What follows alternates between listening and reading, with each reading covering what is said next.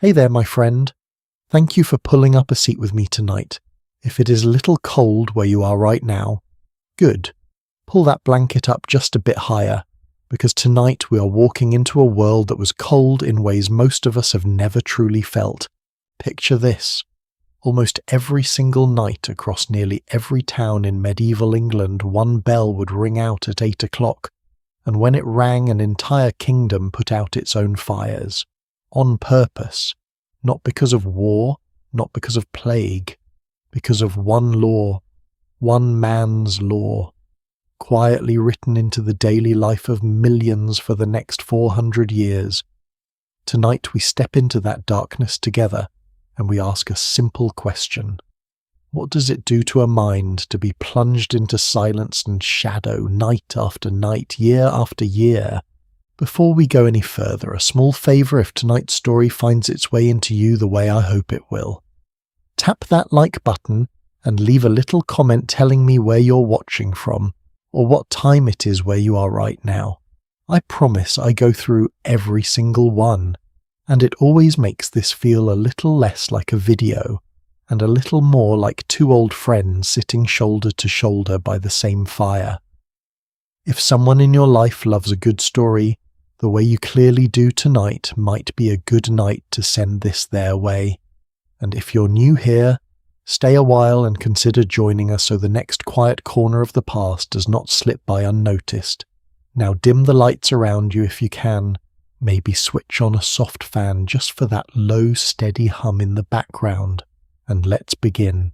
In the autumn of the year 1068, 2 years after a duke from Normandy crossed the sea and took the crown of England for his own, a new sound began rolling across the villages of his kingdom. It was only a bell. A simple low bell struck once the light had fully drained from the sky. But that bell carried a command inside it, and the command was this: cover your fire. Historians still argue over exactly how strictly this law was enforced, and how far the new king pushed it across his lands. But the practice itself was old, and it was almost everywhere, long before William the Conqueror ever set foot on English soil. The French called it couvre-feu, cover the fire. Over the centuries in English mouths that phrase would soften and shrink, worn smooth like a stone in a river, until it became a single word we still use today: curfew. Let's step inside one of those homes in the last golden hour before the bell begins to ring. Inside, the fire is still burning bright and generous, throwing warm orange light across a low ceiling black with years of smoke. Supper is nearly finished, a thick pottage of grain, and whatever vegetable the season allowed, eaten from one shared wooden bowl passed hand to hand around the circle. A father mends a broken leather strap by the firelight. A daughter, maybe 7 years old, presses her bare feet near the flames, half listening to her parents talk quietly about tomorrow's chores. For this 1 hour the world feels whole and warm and entirely theirs. Now listen. Somewhere past the walls, faint at first, a bell begins to ring. The house is small, 1 room, maybe 2. The walls are timber and clay, the roof thick with dry straw, 'cause that is what nearly every home was made of then. In a world without brick, without concrete, without a single fire wagon standing ready down the street. A flame that got away from someone here would not stay here. It would leap from one straw roof to the next, and within an hour it could take half a town with it. Whole streets gone by morning just because one ember rolled the wrong way in the dark. So when the bell rings, a mother kneels beside the hearth. With a flat wooden paddle, she gathers the glowing coals into a small, careful mound at the centre of the fire pit. Over them she sets a heavy metal cover curved almost like a little shield-shaped, so the embers can breathe just enough to survive the night without ever showing a single spark.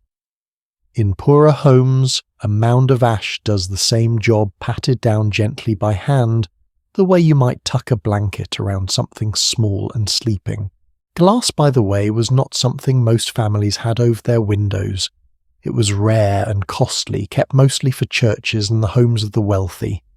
Ordinary houses had simple wooden shutters, instead pulled shut tight once curfew fell, sealing out not just the cold, but every last trace of the moon and the stars along with it.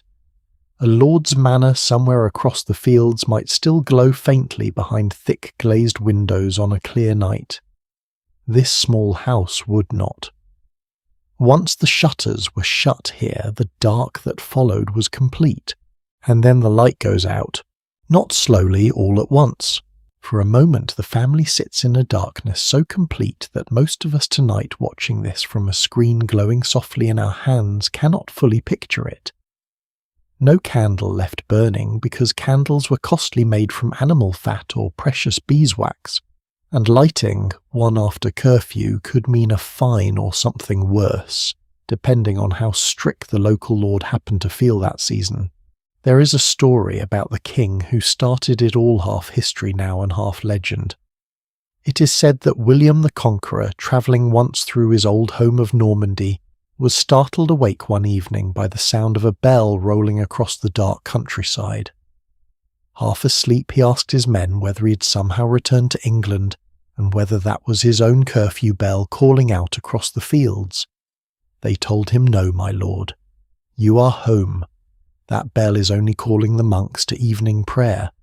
And William, so the story goes, lay back down, strangely uneasy in a darkness that even a king could not fully shake off. Whether that tale is exactly true or gently polished over the years by storytellers who came after him, it tells us something worth sitting with for a moment. Even the man who forced an entire nation into nightly darkness was not fully at peace inside it himself. Not everybody obeyed the bell in quite the same way, by the way. In several medieval towns, one small group was allowed to keep their flame burning past curfew. Barbers. Because a barber back then was not only trimming beards, he was pulling teeth, setting bones, and stitching wounds. So if a man came stumbling in half, bleeding at midnight, somebody needed a light to see by.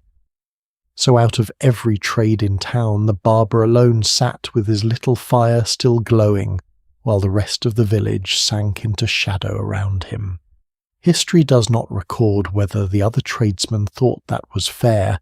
Centuries later, in a summer rather than a winter, a great city would learn exactly why that small bell had mattered so much. In the year 1666, a single fire that got away from a baker in the middle of the night burned through London for 4 straight days. Curfew alone could never have stopped a blaze on that scale forever. But for hundreds of years before that terrible summer, it had bought ordinary towns a little more safety, one covered ember at a time, one obedient household at a time. For most families, though, the night that followed curfew was not simply dark. It was a different kind of world entirely. The same bells that unsettled a sleeping king also called the faithful to their final prayer of the day, a quiet evening service the church called Compline. In a strange way, that was the church's gentle version of the same message the curfew bell was ringing out through the streets. The working day is finished now. Trust the night to something larger than yourselves and try to rest. And yet not everyone found that trust easy to carry. Villagers whispered an old belief about this hour of dark, that once the fires went out, the spirits of the place were finally set loose, free to wander the fields and lanes until the very first rooster crowed at dawn. It was not written into any law. Nobody could prove it, not with numbers, not with evidence. But out in the dark it did not need proof. It only needed a house with no light, and the sound of a cold air pressing softly against the shutters to feel completely undeniably true. Think about what that means for a child lying awake in that kind of darkness. Sound becomes everything. A dog barking somewhere down the lane sounds closer than it really is. A branch scraping against the roof stops being a branch and quietly becomes something else. Somewhere across the room, a parent's steady breathing is the only proof left that the world is still ordinary, still safe, still exactly what it was an hour ago in the firelight. The mind robbed of sight does exactly what minds have always done in the dark. It fills in the blanks, and it rarely fills them in with something gentle. I have always found this small detail almost unbearably human, if I am honest with you. Not the fear itself, but what came right after it. Because in most of these homes, somewhere in that darkness, a parent's hand would find a small shoulder, and a low voice would start talking softly about anything at all, just to fill the silence with something safer than imagination. Long before anyone wrote the word psychology, tired ordinary parents had already discovered its oldest remedy. This was not one strange unlucky evening. This happened again the next night, and the night after that.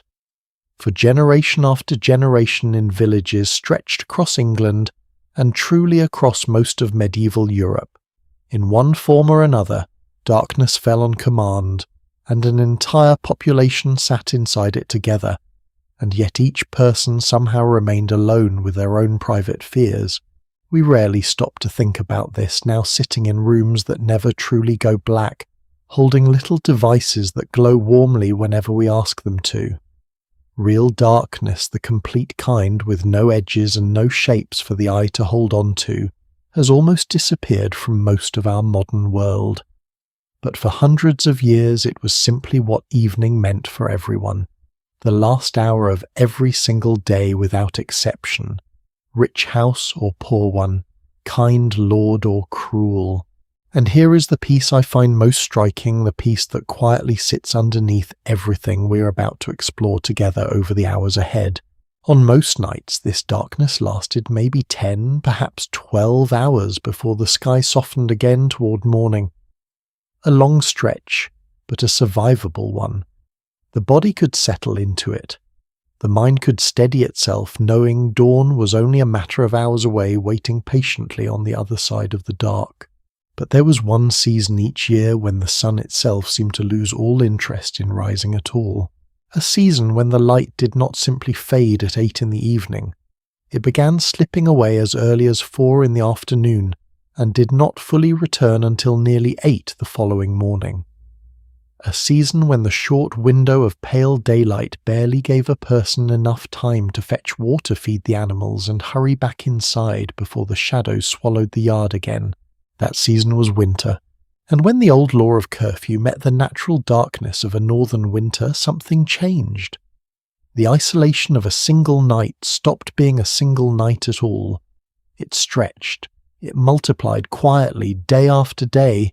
It became the isolation of an entire season wrapped around every household, every mind, every private fear for months at a time. Which is exactly where our story turns next. Away from this one small house, this one small fire, and out into a whole world that was slowly, quietly turning white. Here is what nobody living through it could have known yet back in that one small house we just left behind.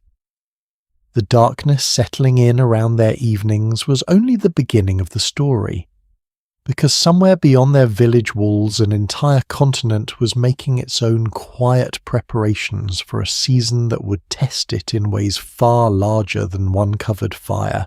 Across England, across the Alps, across the cold grey waters of the North Atlantic, something was shifting. The grass was losing its colour. The morning air carried a different kind of sharpness. And in village after village an old and very practical kind of dread was starting to settle over ordinary people. Not fear of the dark this time, fear of something bigger, distance. There was one day every single year that marked the real turning point. Not the 1st of January, which barely registered for most peasant families. The turning point was the 11th of November, the feast day of St. Martin, a day people simply called Martinmas. On Martinmas farms across medieval Europe did something that sounds almost brutal to modern ears. They killed most of their animals, not out of cruelty but out of arithmetic. There was not enough grain left after a full year spent feeding a family to also feed every pig and cow and goose, through 5 or 6 months of frozen ground. So the choice was made all at once, all across the countryside. Only the strongest breeding stock would survive the winter. Everything else went into the smokehouse or the salting barrel packed with handful after handful of coarse salt, until the meat could outlast a season that fresh food never could. For one last day, though, before the hard work of survival truly began, Martimas was also a feast. Roast goose, new wine pressed only weeks earlier, markets and fairs, some drawing merchants from well outside the village, everyone gathering for one final noisy exchange of goods and gossip and news from the wider world. Farm labourers who has travelled from place to place all summer, following the harvest from one field to the next, shared in that same feast one last time before scattering back to wherever they called home for the cold months ahead. Some of them would not see each other again until the fields turned green. It was in a very real sense the last big goodbye. Somewhere in the smoke drifting up from every farmhouse that week, there must have been a strange mixture of feelings. Relief that the harvest was safely in. Gratitude for one more good meal shared with people you cared about. And underneath all of it, quietly, a kind of bracing. Because after Martimas, for a great many people, that wider world was about to become very hard to reach. Nowhere was that more true than out on the water. If you settled in a coastal town anywhere in medieval Europe, your entire understanding of the outside world arrived to you by ship. News, letters, spices, cloth, timber, wine, whatever your own region could not grow or make for itself. All of it came and went by sail. And every single year, as autumn deepened, that lifeline began shutting itself down one storm at a time. Merchant republics like Pisa and Venice even wrote it into law. Sailing during the deep winter months was formally restricted, sometimes forbidden outright, because the danger to ships, crews and cargo was considered too great to gamble with. Sailors even had a name for the winter sea. Translated roughly, they called it the Shut Sea. Not because a gate physically dropped down somewhere out past the horizon, but because in practice for months at a stretch it might as well have been a locked door. Now I want to be fair to history here because it is rarely as tidy as the old law books make it sound. Sailors being sailors did not always obey the ban. Desperate merchants, urgent messages, a captain willing to risk his ship for a fat enough profit. Winter crossings still happened more often than the lawmakers like to admit. But the exception proves the rule. Winter sailing was rare enough and dangerous enough that breaking the unofficial rule was worth writing home about. For an island nation like England, cut off from the continent by a channel that grew rougher and less forgiving every week, this meant something very specific. News slowed almost to a stop. A letter sent from a merchant in Bruges in November might not reach London until the following spring, carried at last by the first brave ship of the new season. Try sitting with that for a moment. 5 months waiting on a single reply. A war could end somewhere on the continent. A king could die. A daughter could be born or married or buried, and word of any of it might sit on a dock somewhere in Flanders for the entire winter, waiting patiently for a ship brave enough to carry it across. How many of us could manage that kind of silence today when a text left unanswered for an hour is enough to make us reach for our phones a second time? If the sea shut its door slowly, storm by storm, the mountains did it all at once. High in the Alps, along one of the only practical routes connecting northern Europe to Rome, sat a pass so dangerous that medieval travellers spoke of it the way sailors spoke of storms. Snow there did not simply fall. It piled 7, sometimes 8 feet deep across the path itself, with drifts in the worst stretches climbing higher than a house. Avalanches were common enough that entire groups of pilgrims were recorded vanishing into the mountainside without a trace, their bodies not recovered until the spring melt finally gave them back.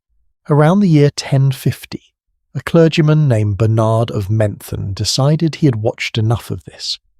Records suggest he had grown tired of meeting travellers at the base of the mountain, who arrived shaking, half-starved and terrified. Some robbed by bandits who preyed on the pass, others simply broken by the climb itself. So he built a hospice at the very summit of that pass, roughly 8,000 feet above sea level, offering food, warmth, and a bed to anyone brave or desperate enough to attempt the crossing. For centuries afterward, monks stationed at that same hospice went out on foot into blinding snow, searching for travellers who had not made it through, calling out into a whiteness so total that a person could lose their footing only a few steps from safety and never be heard again. Now let me gently correct something here, because it happens to be one of history's more charming little myths. If you are picturing a big, gentle dog with a small barrel of brandy strapped under its chin, trudging through drifts to rescue a half-frozen traveller, that image is real, but it belongs to a much later chapter of this story. Those famous rescue dogs would not exist for another 600 years or so. In the medieval version, it was only the monks themselves on foot in the dark with nothing but faith, a lantern, and sheer stubbornness standing between them and the mountain. But if you wanted to witness true complete isolation at its most extreme in the medieval world, you would need to travel much farther than the Alps. You would need to sail north, far north, past Iceland to the icy coastline of Greenland. Norse settlers arrived there near the end of the 900s during a stretch of unusually mild weather that made both the crossing and the farming that followed almost bearable. 2 small settlements took root along the southwestern coast. For roughly 2 centuries they scraped out a living herding livestock hunting walrus for their valuable ivory tusks, trading it all the way back to markets across Europe. It was a hard existence, but not an impossible one. Ships still came most years carrying new supplies and a fragile thread of connection back to Norway and the wider Christian world they still considered home. Then the climate began to turn.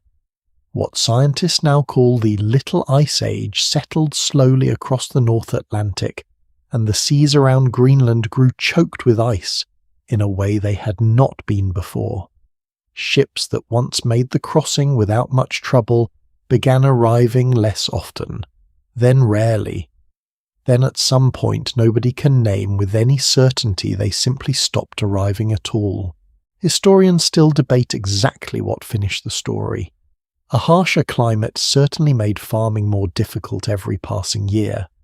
A collapse in the ivory trade likely hurt just as badly once new sources from Africa made Greenland's walrus tusks far less valuable in European markets. Some slow, grinding combination of hunger, isolation, and a shrinking population probably did the rest. But here is the detail I find hard to shake whenever I sit with this particular story. The very last written record we have of the Norse Greenlanders is a marriage recorded in the year 1408. After that silence, no dramatic final letter, no message begging for rescue that anyone ever found. Just quiet for roughly 100 years until later visitors finally arrived to find empty farms, collapsed halls, church pews still standing in the cold, and no one left to explain what had happened to any of them. Archaeologists digging through those same ruins centuries later have found small ordinary things: wool combs, children's shoes still shaped to small feet, a carved wooden spoon left sitting on a shelf as though someone had simply meant to come back for it. Nothing dramatic, nothing that screams disaster, just the quiet residue of everyday existence that at some point simply stopped continuing without anyone left nearby to write down exactly when or why. What would it take, do you think, for an entire community to vanish that quietly? Not through some sudden disaster loud enough to be remembered by everyone around it. Simply through silence stretched out over 100 winters until the rest of the world forgot to keep asking. Greenland was the most extreme version of this story, but it was hardly the only one. Farther east along the fjords of Norway and up through the glens of the Scottish Highlands, entire farmsteads settled into a smaller, quieter version of the same pattern every single year. A single family perched on a narrow shelf of land between a mountain and the water might watch the last boat of the season pull away in early winter, knowing full well that no one was coming back until the ice loosened its grip in spring. No neighbour within shouting distance, no physician to call for, no priest to send for should someone in the household fall gravely ill. Whatever happened in that house between now and the thaw the family would face largely alone. Nothing on English soil was ever quite that extreme, but the same basic pattern, distance slowly hardening into isolation, played out on a smaller, far muddier scale on every single road in the kingdom. Medieval roads were not roads in any sense we would recognise today. Most were simply packed earth worn down over generations by cartwheels and hooves. In summer they stayed dusty and reasonably firm underfoot. By late autumn, after weeks of steady rain, that same packed earth turned into something closer to a shallow river of mud, deep enough in places to swallow a cartwheel, whole axle and all. Court records from the period occasionally mention exactly this: a merchant's cart abandoned overnight in the mud somewhere between two villages, its goods later recovered, sometimes its horse not recovered at all. Merchants stopped hauling heavy goods long before the first real snow ever fell, simply because the roads themselves had already made that decision for them. Up in the hills, shepherds were making their own final trip of the season, guiding flocks down from the high summer pastures before the mountain paths vanished under snow for good. It was slow, careful work moving hundreds of animals down narrow tracks that would soon disappear entirely, and a shepherd who misjudged the timing by even a week or two could find himself trapped above the snow line with no way down until spring. Getting the timing right year after year was not just a skill. For a family that depended on those animals, it was survival itself. Wealthy travellers could still move here and there in sledges pulled over frozen ground, or litters carried by servants who had little say in the matter. But for most ordinary families, once the roads gave out, that was it.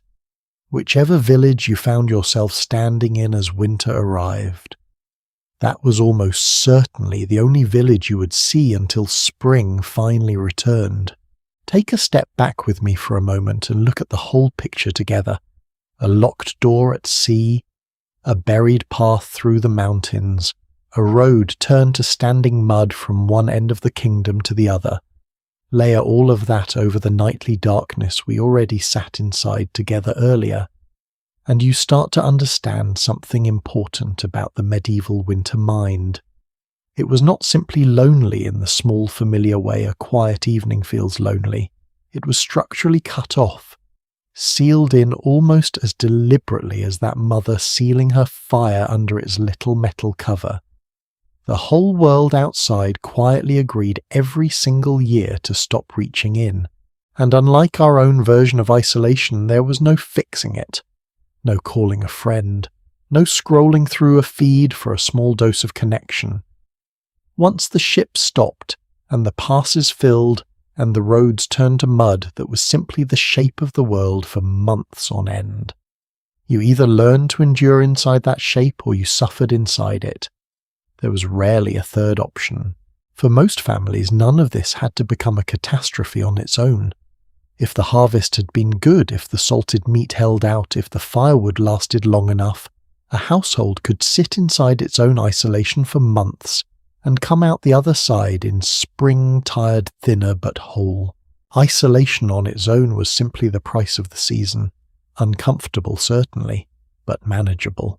So what happens then when isolation arrives standing next to something far more dangerous? What happens when the very food a family is counting on to carry them through, that sealed-off season, simply never comes in from the fields at all? The answer arrived in the spring of the year 1315, and it arrived of all things as rain, not a storm, not one dramatic downpour that people could point to afterward and say that was the day everything changed. Just rain, ordinary and relentless, falling day after day after day, soaking fields that were supposed to be drying out and turning green. Farmers who had spent a lifetime reading the sky watched it happen, with a kind of quiet, growing dread, because they understood something the rest of us rarely have to think about. Grain does not grow in standing water, it rots there. Picture a man standing at the edge of his own field, ankle deep in mud that should have been firm soil by now, watching weeks of careful planting simply dissolve in front of him. There was nothing to fight, no enemy to name, no lord to petition, no saint whose feast day, no matter how faithfully observed, seemed able to turn the sky dry again. Just grey cloud stretching from one horizon to the other, week after patient, indifferent week. Across a huge stretch of the continent from the Pyrenees in the south, up through the Low Countries England and deep into what is now Poland, the same grey sky sat overhead for month after month. The wheat drowned in the fields before it ever had a chance to ripen. What little survived came up thin, sickly and mouldy, barely worth the labour of harvesting it at all. Chroniclers on both sides of the water were writing down what they saw almost in disbelief. A French churchman recorded prices for basic grain climbing to levels nobody living could remember, while monasteries in the Low Countries kept careful, grim tallies of the poor arriving at their gates each week, a number that only ever seemed to grow. Up in the north of England, one chronicler simply wrote that no one alive had witnessed a mortality among people quite like it, from hunger and the sickness that hunger dragged in behind it. These were not exaggerations written for effect. They were ordinary men trained to record facts, plainly quietly struggling to find words large enough for what was happening around them. Curiously, a narrow band running through the far south, Italy, southern Spain, and lands well to the east, largely escaped the worst of it, a reminder that even a disaster this vast still had edges, still had a map, still spared some people entirely while it broke others completely. Here is a number that I think explains the whole disaster better than any description could. In a normal year, a farmer sowing 1 measure of grain could expect to harvest around 7 measures back come autumn. That single seed multiplied 7-fold was the entire foundation of medieval survival, the quiet arithmetic underneath every loaf of bread, every brewing of ale, every animal fed through winter on threshing scraps. In the harvest of 1315 across much of England, that same farmer got back barely 2 measures for every one he had planted. Some fields returned even less than that, barely enough to cover the seed that had gone into the ground in the first place. Do the arithmetic yourself for a moment. A system built to multiply what you have by 7 had suddenly catastrophically stopped multiplying at all. Worse than that, in the hardest hit fields, it had started actually shrinking the little that families already possessed, eating into next year's seed grain just to survive the winter directly in front of them. And it did not happen just once. The following summer brought more of the same cold, wet, miserable weather, and the harvest of 1316 failed nearly as badly as the one before it. 2 ruined harvests back to back, with no real reserve left over from the good years to fall back on. This went on in one form or another until the summer of 1317 finally brought drier weather and something closer to a normal crop. By then the damage done to an entire generation was already finished. I want to tell you about one particular moment from that spring because it has always struck me as the detail that makes the whole disaster feel real, rather than just a number in a history book. In the year 1317, King Edward II of England was travelling with his royal court, stopping for a night near the great abbey town of St Albans. He was the king. Servants rode ahead of him. Messengers announced his arrival days in advance so that the town would have every possible chance to prepare a welcome fit for its monarch. And when his household tried to purchase enough bread to feed the royal retinue for that single evening, the chronicler who recorded the visit tells us plainly that they simply could not find enough to buy. Not because nobody would sell to a king, because there was not enough bread left in the entire town to sell to anyone, king or otherwise. A ruler who could summon armies with a single letter could not summon a single extra loaf, because the wheat itself simply was not there to be found. Sit with that for a second. If the famine could leave a crowned king short of supper, what chance did an ordinary family have tucked away at a small farmhouse with no royal guards and no advance warning to send ahead? The honest answer is very little chance at all. Historians estimate that somewhere between 10 and 25% of the people living in many towns and cities across northern Europe died during these 2 terrible years. Picture a village of 200 people. Now picture roughly 1 in every 5 or 6 of them simply gone by the time the weather finally turned. Not soldiers lost to some distant battlefield. Neighbours, grandparents, infants who never made it through their first winter. Some regions were hit even harder than that. Children born right in the middle of this crisis or in the year or two, just before it carried the marks of early malnutrition with them for the rest of their days, their growth stunted in ways later historians could still measure centuries afterward, simply by studying old bones. Hunger alone rarely kills quickly. It is the door that opens for everything else. As bodies weakened from lack of food, disease moved in behind it, especially the kind that settles in the chest. Pneumonia. What people at the time simply called a wasting cough, the early symptoms of tuberculosis. Weakened, hungry bodies had almost nothing left to fight either one off with, and in the very worst pockets of this crisis, chroniclers writing at the time recorded something almost too painful to say out loud. Desperation in a small number of extreme cases pushed starving people toward acts that no healthy, well-fed society would ever recognize in itself. I am not going to describe those acts in any detail here tonight because I do not think dwelling on them tells us anything useful about the people who endured this. What it does tell us clearly and honestly is exactly how far the floor had fallen out from underneath ordinary life.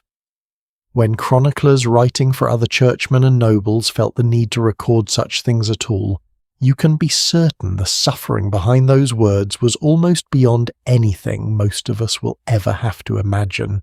But I do not want to leave you only with that image because it is not the whole story either. Alongside every account of desperation, there are quieter records of the opposite. Monasteries across England and the continent opened their granaries earlier than usual and stretched their own stores, thin feeding travellers and the local poor at their gates, even as their own monks tightened their belts. Parish records mention almsgiving increasing sharply during these very years, ordinary people who had barely anything themselves finding some small way to share it regardless. Cruelty and kindness, it turns out, tend to rise together in a crisis like this, one pulled out of people by the exact same unbearable pressure. History rarely hands us a story that is only one or the other. Now here is where this story connects back to everything we've been building together tonight.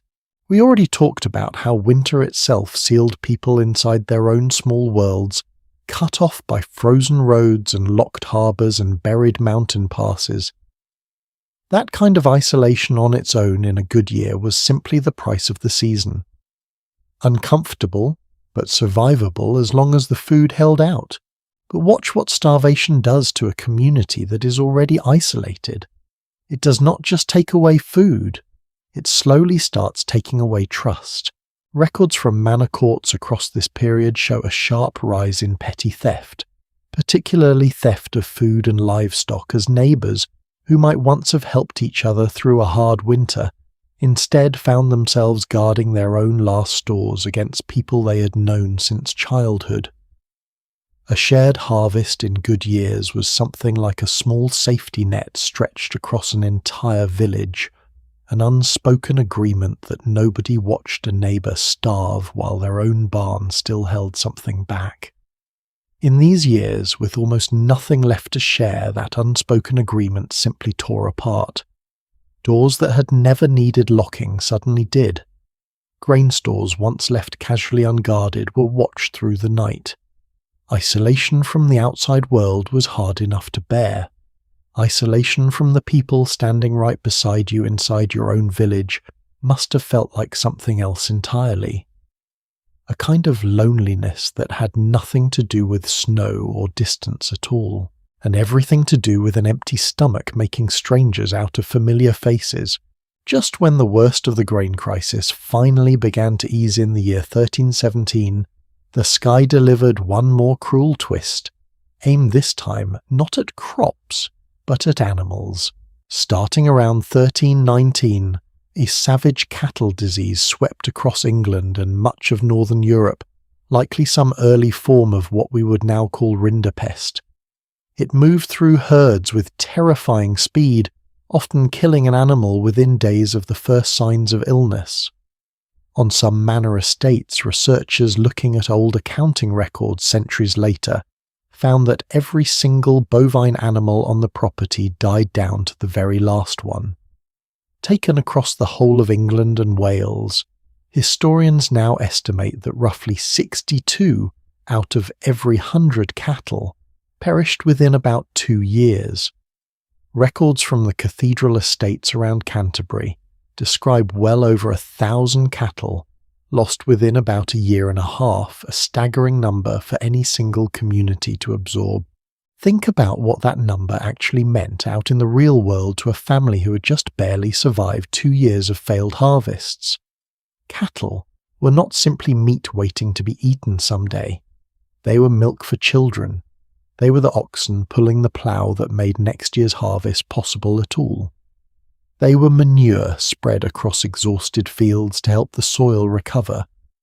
Losing them right on the heels of losing the grain itself was not a second disaster stacked on top of the first one.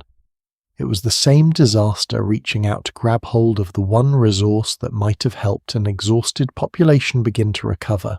It would take until around 1322, some historians say closer to 1325, before food supplies across the region climbed back to anything resembling normal. And the population itself, the actual number of people living across these lands, would not fully recover to where it had stood before 1315 for nearly 200 years afterward. There is one more thread worth pulling on here quietly before we move forward together. A little over 30 years after this famine finally eased, a far more famous disaster swept across the same stretch of Europe: the Black Death. Historians studying that later catastrophe have wondered more than once whether the generation that endured the Great Famine and the cattle pestilence went into that later plague already weakened. Bodies that had spent their childhood short on food and short on milk, carrying just a little less strength in reserve than they otherwise might have had, a little less resilience tucked away for the next crisis life happened to hand them. We cannot know for certain. The evidence is suggestive rather than conclusive, and good historians are careful to say so plainly. But it is a sobering thought that one disaster can quietly set the table for the next 1 years before anybody realizes a connection even exists or has the tools to measure it. I find something strangely important in sitting with a story like this one rather than rushing past it towards something more comfortable. It would be easy to imagine medieval winter isolation as something almost cozy from a safe distance. Snow, outside a fire, inside a family drawn near together, safe within their own four walls. And often enough that gentler picture was true, but underneath it every single year sat a much harder truth. These were people existing near enough to the edge that 2 bad summers in a row could tip an entire kingdom king included into real hunger. Isolation was not only quiet evenings by candlelight, isolation was also standing utterly alone against forces of weather and chance that nobody in that century had any real power to predict or stop or outrun. Would you have made it through 2 years like that, do you think? Not as a soldier, not as a hero in some grand story, but simply as an ordinary parent watching the sky, counting the grain in a barrel, doing arithmetic. You desperately needed to come out differently than it actually did. Most families somehow did make it through even the very worst of it. And when you ask what actually carried so many of them across that impossible gap between one desperate harvest and the next, slightly better one, the answer has almost nothing to do with kings or chronicles or grand disasters at all. It comes back to something much smaller, much nearer to the ground. A single room, a single fire, and the small stubborn circle of people willing to sit shoulder to shoulder around it no matter how little was left in the pot above the flames. Notice how often this story keeps circling back to the same small point of light. A fire sitting in the middle of a room with people gathered around it. It is worth pausing here for a moment because that fire was not simply furniture.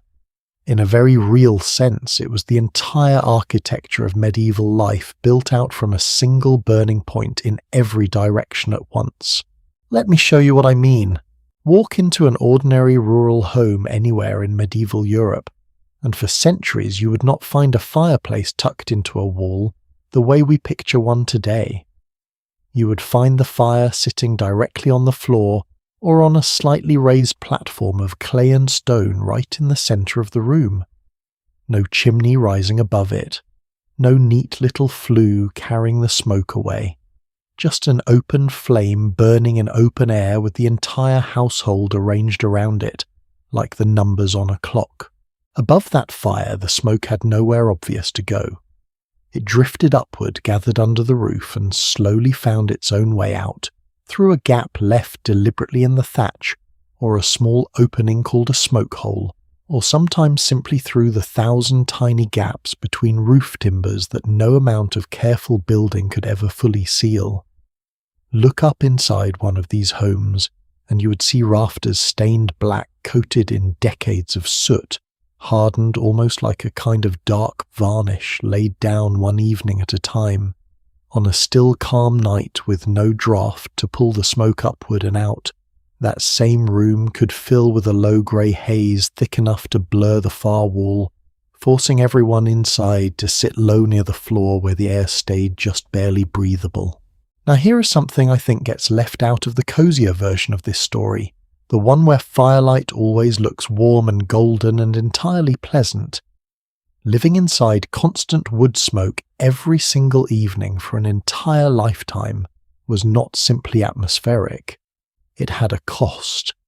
Archaeologists studying skeletal remains from this period have found signs of chronic respiratory damage in a striking number of adults, the kind of soot-related lung irritation we would now associate with heavy lifelong exposure to indoor smoke. Eyes stung. Coughing was common enough that nobody thought to mention it the way we rarely mention having caught a common cold. Older members of the household who had spent the most years sitting nearest the flames tended to show the clearest signs of it, their lungs carrying decades of accumulated soot, the same way those blackened rafters overhead carried theirs. The same fire that kept a family from freezing to death was also slowly and quietly wearing away at the very people gathered closest around it, and yet that same smoke was doing something else entirely useful at the very same time hanging in the rafters above everyone's heads. Strips of meat and whole sides of bacon were hung up there, deliberately suspended just below the blackened beams, curing slowly in the rising smoke over weeks. This was not a happy accident. It was one of the most reliable methods medieval households had for keeping meat edible through a long winter without refrigeration of any kind. A ham cured this way, wrapped in its own dark crust of smoke and salt, could last for months hanging quietly above a family's heads, waiting its turn to be brought down and eaten on some especially cold or celebratory evening. The same fire that stung a child's eyes at supper was quietly preserving the food that same family would eat 2 months later. Discomfort and survival sharing the exact same flame, rising from the exact same handful of burning logs. Wealthier households over time found a way to have the warmth without quite so much of the smoke. Starting sometime around the 1200s, a technology that already existed in a few grand castles and monasteries slowly began spreading outward. The wall-mounted fireplace built into one side of a room with a proper stone or brick flue, rising up and out through the roof, carrying smoke cleanly away, instead of letting it fill the room first. This single change did something remarkable to the shape of houses themselves. Once you no longer needed one enormous open hall with a fire in the middle and smoke rising freely through the whole structure, you could finally build upward. Second floors became practical. Separate rooms became practical. A lord's family could sleep somewhere entirely apart from the kitchen fire and its smoke in a private chamber of their own, with its own smaller fireplace built directly into the wall beside the bed. For an ordinary farming family, though, that particular comfort remained out of reach for a very long time. The open central hearth smoke hole and all persisted in humble rural homes across large parts of Britain and the continent for centuries after wealthy households had already moved on to their neat little chimneys. A peasant family in the 1300s was in a very real sense still living inside a design their great-grandparents would have recognized without much trouble at all, breathing the exact same smoke their ancestors had breathed for generations before them. Comfort, like almost everything else in this story, had a price tag attached to it, and most people simply could not afford to pay it. Here is a detail I find worth sitting with for a moment. In some of the colder, wetter corners of this world, particularly across Wales, the moors of southwestern England and much of Scandinavia families took the logic of shared warmth even further than smoke and hearths alone. They built what historians now call the longhouse, a single, long structure, divided by nothing more than a low wooden partition, with the family living at one end and their cattle stabled at the other under the very same roof. Think about that arrangement honestly for a moment rather than dismissing it as simply primitive. A cow is a remarkably efficient source of steady body heat, generating warmth around the clock without needing a single extra log of firewood. Families who built this way were not being careless about hygiene whatever we might assume from a comfortable distance. They were making a calculated, practical decision. Precious firewood gathered by hand and hauled home over frozen ground could be stretched much further if the animals themselves were doing part of the heating work for free simply by standing quietly on the other side of a wall. At a site called Higher Uppercot out on the wild moorland of Dartmoor in southwestern England, one of these longhouses still stands today dating back to the 1300s. Walk through it now and you can still see the drainage channel built into the floor of the section where cattle once stood, engineered centuries ago to carry waste safely away from the family, living just an arm's length beyond that low partition wall. It is in its own strange way a remarkably intelligent piece of medieval engineering hiding in plain sight, inside what looks at first glance like a simple farmhouse. Farther north in Iceland and across much of Scandinavia, families built their own versions of this same idea on an even grander scale, sometimes stretching an entire longhouse to 20 meters or more, with a central hearth room flanked by the byre on one end and additional sleeping quarters on the other. In the harshest of these subarctic winters, that arrangement was not a luxury. It was closer to a matter of basic survival math, weighing the warmth an animal's body could offer against the firewood a family would otherwise have to gather, haul and burn to make up the difference on their own. Would you have made peace with that arrangement, do you think, if it meant the difference between a properly warm winter and a dangerously cold one? I suspect most of us faced with the actual choice, rather than the comfortable version of it, would have found the smell far easier to tolerate than we like to imagine from the safety of a modern living room. There is one more layer to this story of the hearth that I find quietly fascinating, because it has nothing to do with warmth or smoke at all. It has to do with power and counting, and how a kingdom decided who owed what to whom. Long before anyone thought to count noses for the purpose of taxation, medieval governments across Europe discovered something wonderfully practical about hearths. A person could hide. A person could lie about how many children slept under their roof, or simply step outside a window when the tax collector came calling. A hearth, on the other hand, could not run anywhere. It sat exactly where it had always sat, built into stone and clay, impossible to conceal, and expensive to fake. So kings and local lords began taxing households, not by counting the people inside them, but by counting their fires. Records stretching back to the Domesday Survey compiled in the 1100s already mention a customary payment owed to the crown for every chimney or every hearth standing inside a house. In France, this same idea was given its own name, the feuillage, a tax collected town by town based entirely on how many household fires that town could be shown to contain. By the 1340s, with the crown desperate for money to pay for war, that same feuillage was being levied again and again, squeezed out of towns that had precious little extra to give in the first place. Even far to the east in the old Byzantine world, officials had already been counting hearths for centuries under a different name entirely. A tax called the kapnikon, taken quite literally from their word for smoke itself. There is something oddly moving to me about that particular piece of bureaucracy buried under all the dry language of medieval tax rolls. A government trying to measure the shape of an entire kingdom family by family ended up defining a household not by the people living inside it, but by the one fire they all gathered around. In the eyes of the crown, a family was not 4 people or 6 or 10. A family was one hearth. Everything else followed from that single burning centre, and inside that hearth small circle of light rolls were not divided evenly or randomly. Tending the fire itself, keeping it fed through the night, coaxing it back to life each morning from whatever embers had survived until dawn, fell overwhelmingly to the women of the household. This was not a small or symbolic task handed out simply to keep someone occupied. A fire allowed to die completely on a bitter winter night could mean genuine danger for everyone sleeping nearby it.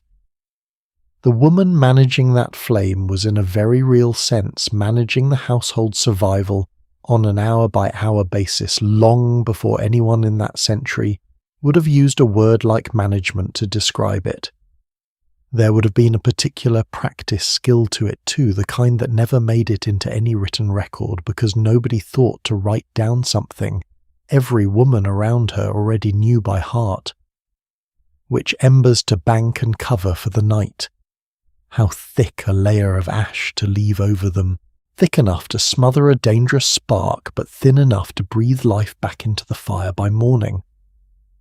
It is worth remembering that the very old English word for a female head of household literally builds the word house directly into it. The connection between women and the hearth was not incidental. It was written straight into the language itself. Step back now and look at everything this one small fire was quietly doing all at once inside an isolated medieval winter. It was warming bodies. It was curing meat that would keep a family fed for months. It was slowly damaging the very lungs of the people gathered closest to it. It was in some households sharing its warmth with cattle standing patiently on the other side of a wall. It was being counted, taxed and recorded by a distant government that would never once see the family sitting beside it. And it was being tended night after night, mostly by women whose quiet, constant labour rarely made it into any chronicle at all. For a season already defined by isolation, by frozen roads and locked harbours and failed harvests, that one small fire was doing an enormous amount of work. It was not simply comfort. It was the last warm, stubborn centre holding an entire fractured world together, one burning log at a time. Every single thing we've talked about tonight so far, the darkness pressing in from outside the roads and seas, that sealed a whole continent off from itself, the harvest that failed 2 years running. All of it eventually led back to this one point. A fire, a family and a roof holding both of them together against a world that offered no guarantees at all. But a fire like that only works its particular magic when there are people gathered around it to share the warmth. Which raises a much harder question, one we've not really sat with yet tonight. What happened to the people who had no circle at all? No family waiting by their own hearth, no household counted on any tax roll, no partition wall separating them from anyone because there was no one else there to separate from in the first place. Some of the most intensely isolated minds of this entire era were not found in ordinary farmhouses at all. They were found in tiny stone cells deliberately chosen, deliberately entered by men and women who walked away from every hearth they had ever known. A stone cell is a very different kind of isolation from the one we've been sitting with tonight so far. Every family we've talked about up to this point was cut off by something outside their control. Weather, failed crops, a frozen road nobody could travel down even if they wanted to. Nobody in that farmhouse chose the darkness pressing against their shutters or the mud that swallowed the road out of town. But the people waiting inside these next stone walls chose their isolation deliberately, with open eyes often walking straight past a warm hearth and a waiting family to get there. That single difference, chosen rather than imposed, changes almost everything about the story we're about to sit with together, including how it ends for the people who tried it.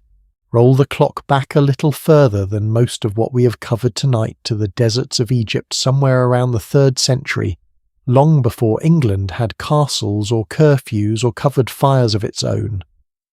Word had begun spreading through the early Christian world about men choosing to walk out into empty, sunburned wilderness alone on purpose, to draw as near to God as they possibly could, with nothing standing between them and their own thoughts.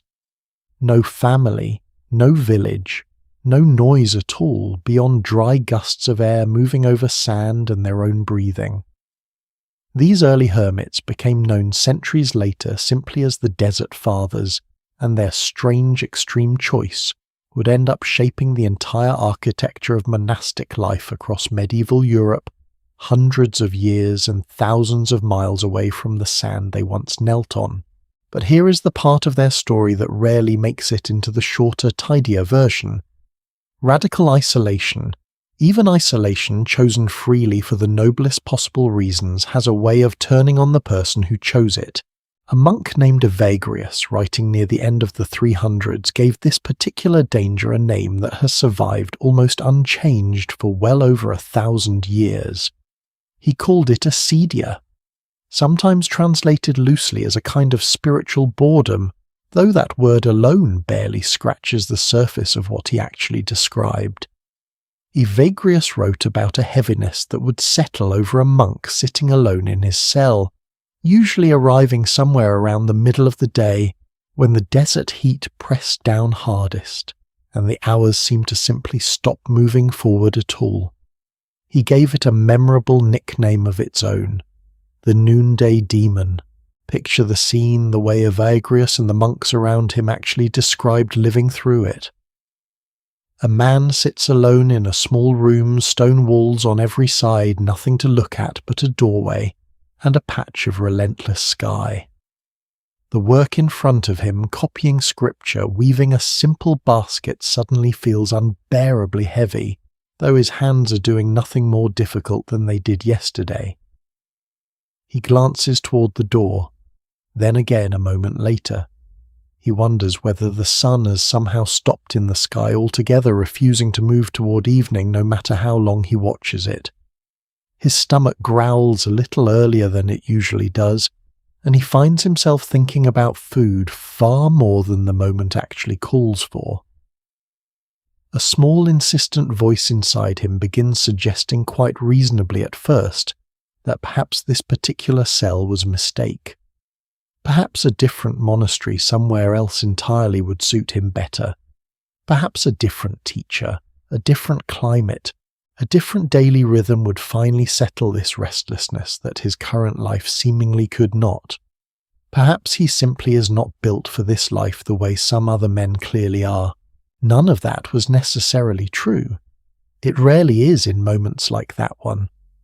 But the feeling itself was recognized as something nearly universal among these early solitaries, common enough that an entire vocabulary grew up around describing it in careful, almost clinical detail. A slightly later writer named John Cassian, who studied under these same desert communities before eventually carrying their teaching westward into Europe, described the pattern with an almost embarrassing amount of specific detail, as though he had personally endured every single symptom himself. The afflicted monk Cassian wrote develops a sudden and intense dislike of the very cell he has occupied peacefully for months. He grows weary of his brothers, even the ones he was fond of only the day before. He begins inventing small errands, imagined obligations, any reasonable-sounding excuse at all that might justify stepping outside for just a moment, then perhaps a little longer than that. Cassian was blunt about where this usually ended if left unchecked.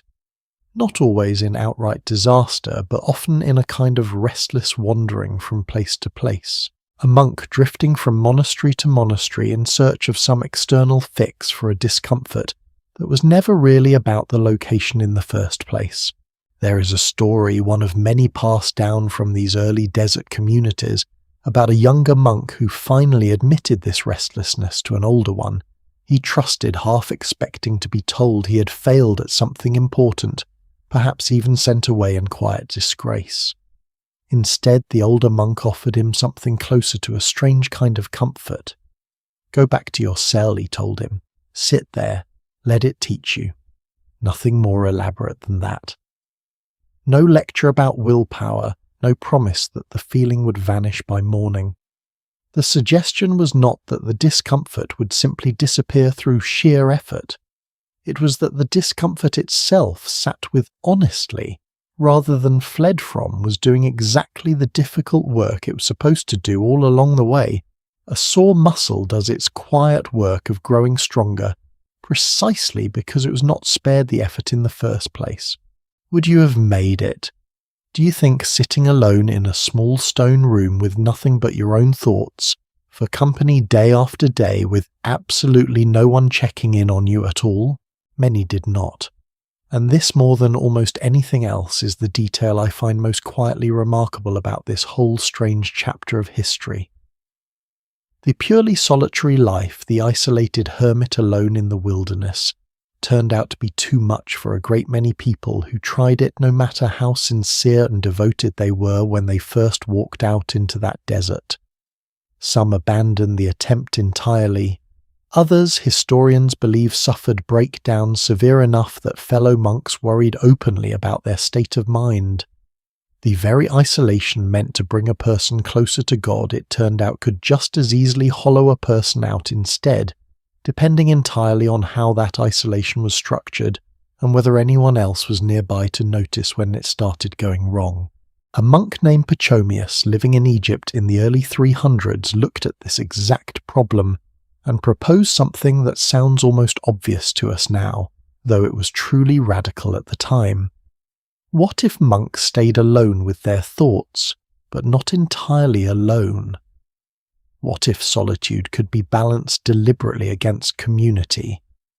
Pachomius organized the first large communities of monks living under one shared roof, following one shared schedule, praying together at fixed hours throughout the day rather than facing endless, empty stretches of unstructured time alone. By the time of his death, the network of communities he had founded for men and for women both numbered somewhere above 5,000 people in total, an almost unimaginable scale for what had started as one man's simple observation about loneliness and structure. This new arrangement, historians now call it Cenobitic monasticism, to distinguish it from the older purely solitary path.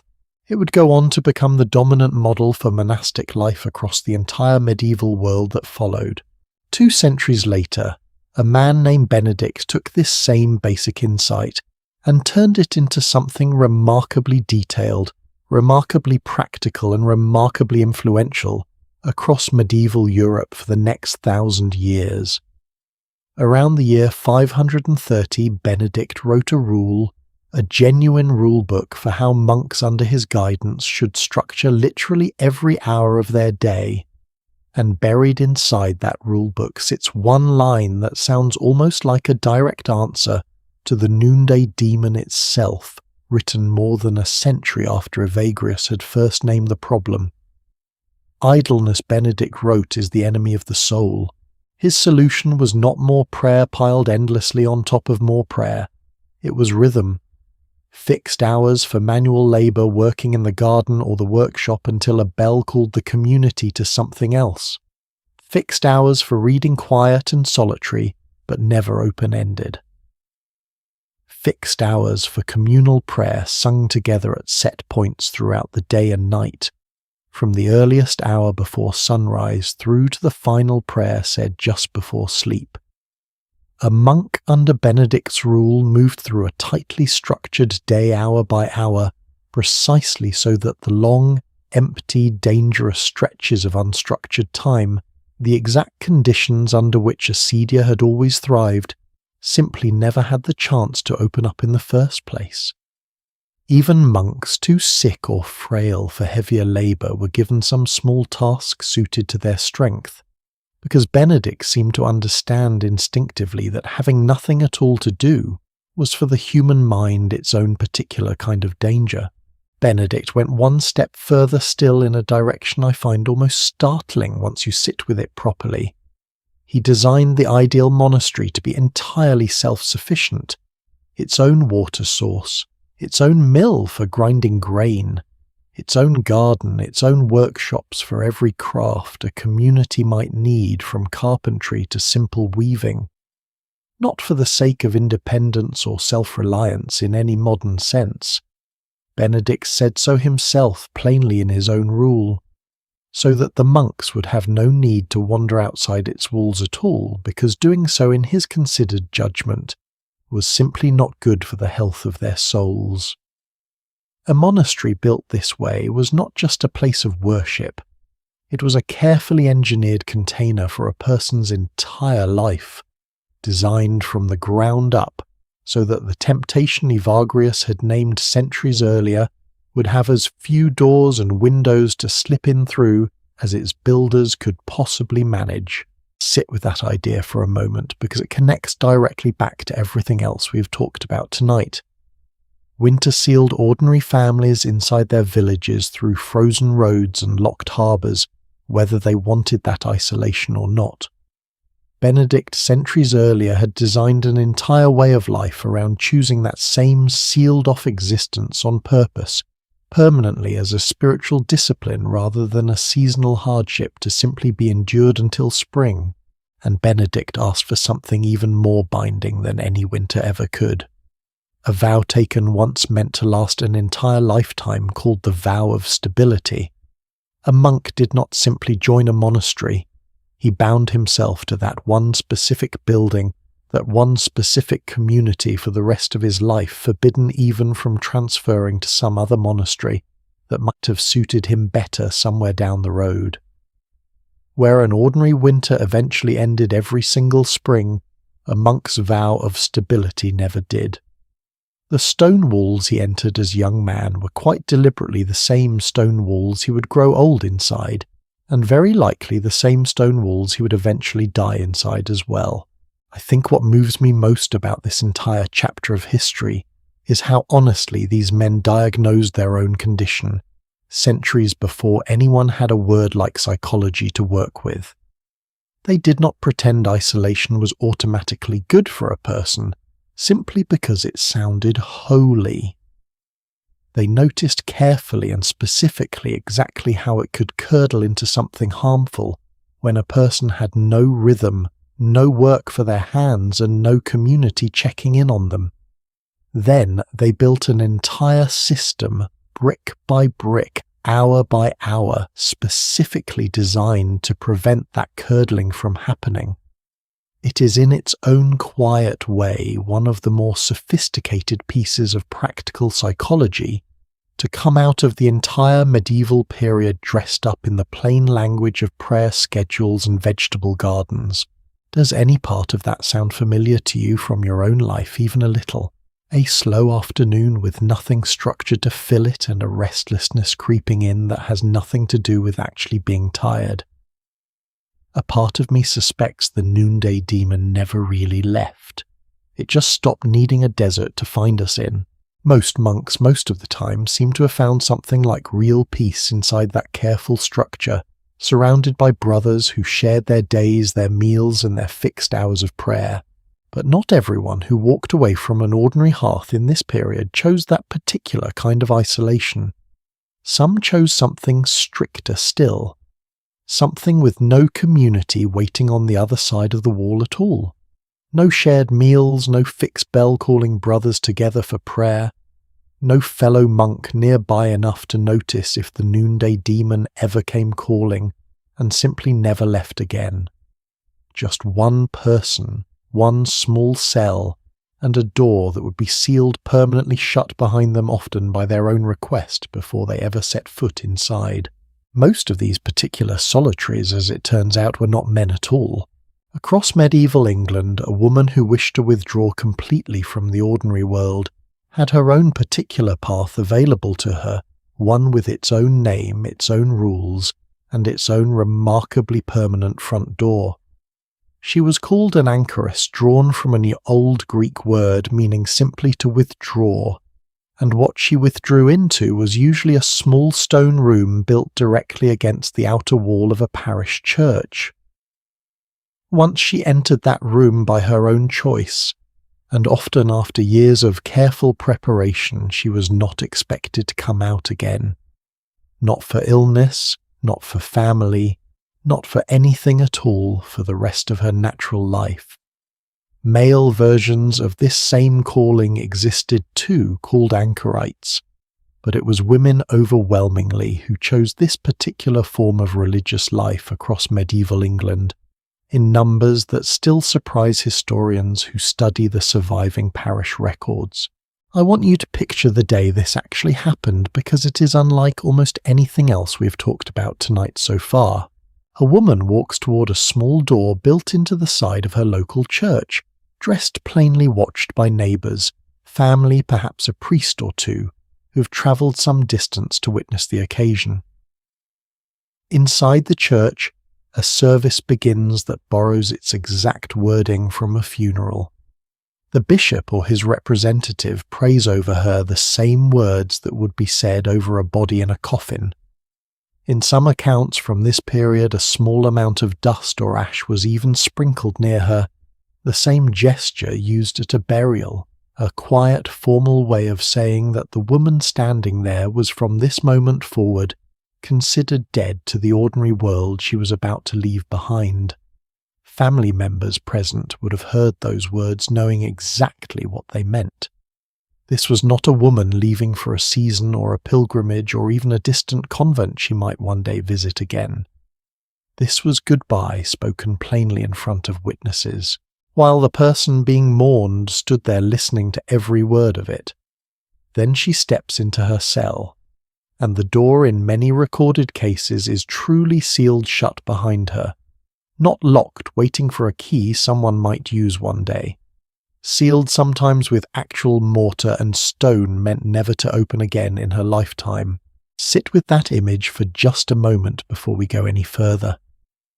A living woman walking calmly into a room while the people who loved her performed a version of her own funeral out loud to her face, because that was considered the appropriate way to mark this particular choice. Now here is where I think this story stops being simply grim and becomes something far more interesting. In the middle of the 1300s in the city of Norwich, one particular woman made exactly this choice. We know her today only by the name of the church she attached herself to St. Julian's, because true to the spirit of the life she chose, she left behind almost no personal details about who she'd been before that day. We do not know her birth name for certain. We do not know her family, her appearance, very nearly anything about the decades of her life that came before this decision. What we do know began with a sudden severe illness when she was around 30 years old, an illness so serious that a priest was called to her bedside to administer her final rites, everyone around her fully expecting she would not survive the night. She survived. And during the worst of that illness, lying in bed, certain she was dying, Julian experienced a series of vivid visions, 16 of them in total, spread across a single extraordinary day and the evening that followed it. Her descriptions of them are strikingly physical and immediate, nothing like the distant abstract theology we might expect from a religious text this old. She wrote of intense, careful attention to small concrete details, a crown of thorns, drops of blood, the ordinary suffering of a human body described with the watchful eye of someone who truly believed she was watching it happen in front of her. Later, once she'd recovered, she wrote those visions down, and then remarkably spent years afterward returning to that same short manuscript again and again, deepening it, questioning it, expanding her own understanding of what she'd actually witnessed. The finished work survives today under the title Revelations of Divine Love. Historians consider it, as far as anyone can tell from surviving records, the earliest known book written in the English language by a woman. Sometime after her recovery, Julian made her way to St. Julian's Church and asked to be enclosed as an anchoress. She would spend the rest of her life there, by most estimates nearly 30 years inside a cell historians now believe measured somewhere around 100 square feet. For comparison, that is roughly the size of a small modern bedroom minus the bed, minus most of the furniture, minus any door she could simply walk through whenever she pleased. Her cell had 3 windows, and each one served an entirely different purpose in her carefully bounded world. One window opened toward the interior of the church itself, allowing her to view the altar and receive the sacrament during services without ever entering the main body of the building where the rest of the congregation sat. This particular opening had its own name among the clergy who built these cells, a squint small, and angled so precisely that Julian could see the altar clearly, while remaining just as clearly hidden from the view of anyone sitting in the pews beyond it. A second, smaller window connected to a tiny adjoining room where a servant could pass her food, take away what she no longer needed, and handle the practical business an anchoress physically could not manage from inside a sealed cell.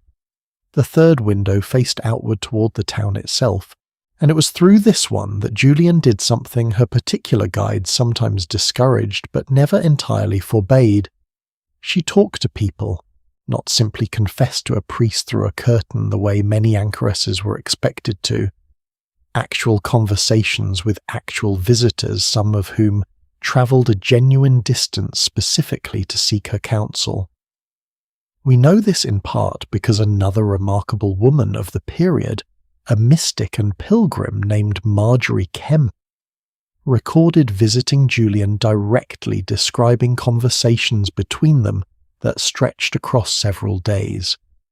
Marjorie, by her own account, was going through a period of serious spiritual confusion and distress, experiencing her own overwhelming visions and unsure whether to trust them, and she sought Julian out precisely because word had spread that the anchoress of St. Julian's Church offered wise, steady counsel to anyone who came asking for it. Marjorie later went on to dictate her own remarkable account of her life, now considered by many scholars to be the very first autobiography written in English, which makes this particular meeting, 2 of the earliest known female authors of the English language sitting together at one small window, feel almost impossibly fitting. Try to picture that meeting for a second. two of the most significant women in the history of medieval English religious life sitting together at a small window built into a stone wall, one of them permanently sealed inside the other, free to walk back out into the world whenever their conversation finally ended. And yet it was the woman inside the wall who apparently had the steadier, more settled presence of the two. Here is a question worth turning over honestly for a moment. Why would anyone choose this freely with open eyes, in an era with no shortage of other ways to pursue a devout life? Part of the answer, I think, has to do with something we rarely associate with the medieval world at all. Space, time, genuine uninterrupted room to think. An ordinary medieval woman married, raising children, running a household, tending animals, and a hearth we already spent an entire evening talking about, had remarkably little of any of those three things. Her days were structured almost entirely around other people's needs from dawn until well past dark, one task folding immediately into the next without any real pause built in between them. An anchoress, by strange contrast, was granted something nearer to the opposite. Certainly discomfort. Certainly genuine physical restriction, more severe than almost anything we have discussed tonight so far. But also for perhaps the first time in her adult life hours that belonged entirely to her own thoughts, her own prayers, her own slow, patient work of understanding something as vast as the visions Julian had experienced during her illness. I do not think it is an accident that the first surviving book written in English by a woman came out of a cell like this one, rather than out of a busy household with 6 children pulling at her sleeves. Isolation chosen carefully and structured deliberately gave Julian something the ordinary shape of medieval womanhood almost never offered. Room enough to think one single thought, all the way through to its end, then write it down, then return to it years later, and think it through, even further revising and deepening the same short manuscript, across what scholars now believe was a span of some 20 years. Few people in that century of any gender in any walk of life were given that particular luxury. It would be easy to imagine this whole arrangement as harsh beyond reason, a woman punishing her own body in some grim medieval spirit of suffering for its own sake. The actual written guides for anchoresses tell a rather different story. One surviving guide from this period, written specifically to instruct women considering this life, spends a striking amount of its pages warning against exactly that kind of extreme self-punishment. It cautions against excessive fasting. It cautions against harsh physical mortification, the kind some overzealous seekers apparently tried on their own initiative. It recommends in remarkably practical language for a spiritual document that an anchoress take reasonable care of her own health, eat sensibly, keep her small living space clean, and treat her body with a measure of ordinary kindness rather than cruelty. There is even guidance in there about keeping a pet, a small cat being the specific and rather charming exception these guides allowed, both for company and for the practical business of keeping mice away from whatever food stores she kept. Holiness, according to these guides, was never supposed to come from harming yourself. It was supposed to come from attention, from stillness, from the discipline of simply staying patiently inside one small room, the same discipline Benedict had built entire monasteries around, taken here to its most extreme and most personal possible conclusion. Julian died sometime around the year 1416 in her early 70s, having spent nearly 3 decades inside that same small stone room, attached to that same small church. We know this partly from local wills. 2 separate Norwich residents left small sums of money in their own final testaments, specifically addressed to Julian the anchorite, and to Sarah, the servant who had spent years passing food through that second small window on her behalf. I find something quietly remarkable in that detail, honestly. A woman who walked into a sealed room watched by mourners performing her own funeral, while she was still very much alive, ended up producing one of the most significant pieces of religious writing to survive from the entire medieval period, comforting a fellow woman in crisis through a small stone window and living long enough afterward to be remembered by name in the wills of neighbours who never forgot she was there. Somewhere along the way, a small cat likely curled up somewhere in that 100 square feet too, keeping her company on the coldest nights, and keeping the mice away from whatever bread and ale her servant carried through that second little window. Would you have found that kind of freedom inside those walls, do you think? Or would the walls themselves have been the only thing you noticed? I suspect the honest answer depends entirely on what you carried into that small room with you in the first place, and how prepared you were to sit patiently with your own mind once every other distraction had been quietly taken away. Not every isolated mind of this period ended up somewhere so settled, though. For every Julian quietly composing careful, patient theology behind her window, medieval doctors and scholars were also puzzling over a very different, far more troubling pattern. Minds that turned inward during long isolation and did not find peace waiting there at all. Minds that grew dark, heavy, and strange in ways the people around them struggled to explain, and eventually did their best to name.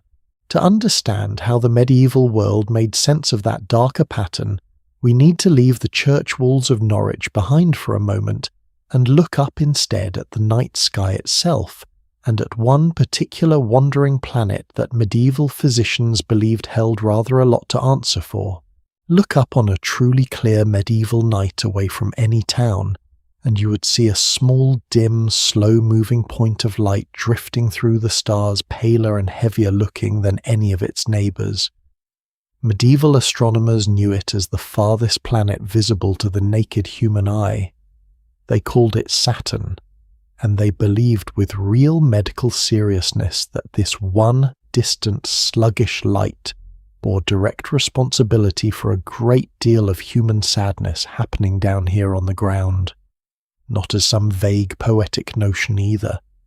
This was taught in universities, written into serious medical texts, and used by working physicians to explain why one patient recovered from a long dark winter mood, while another simply did not.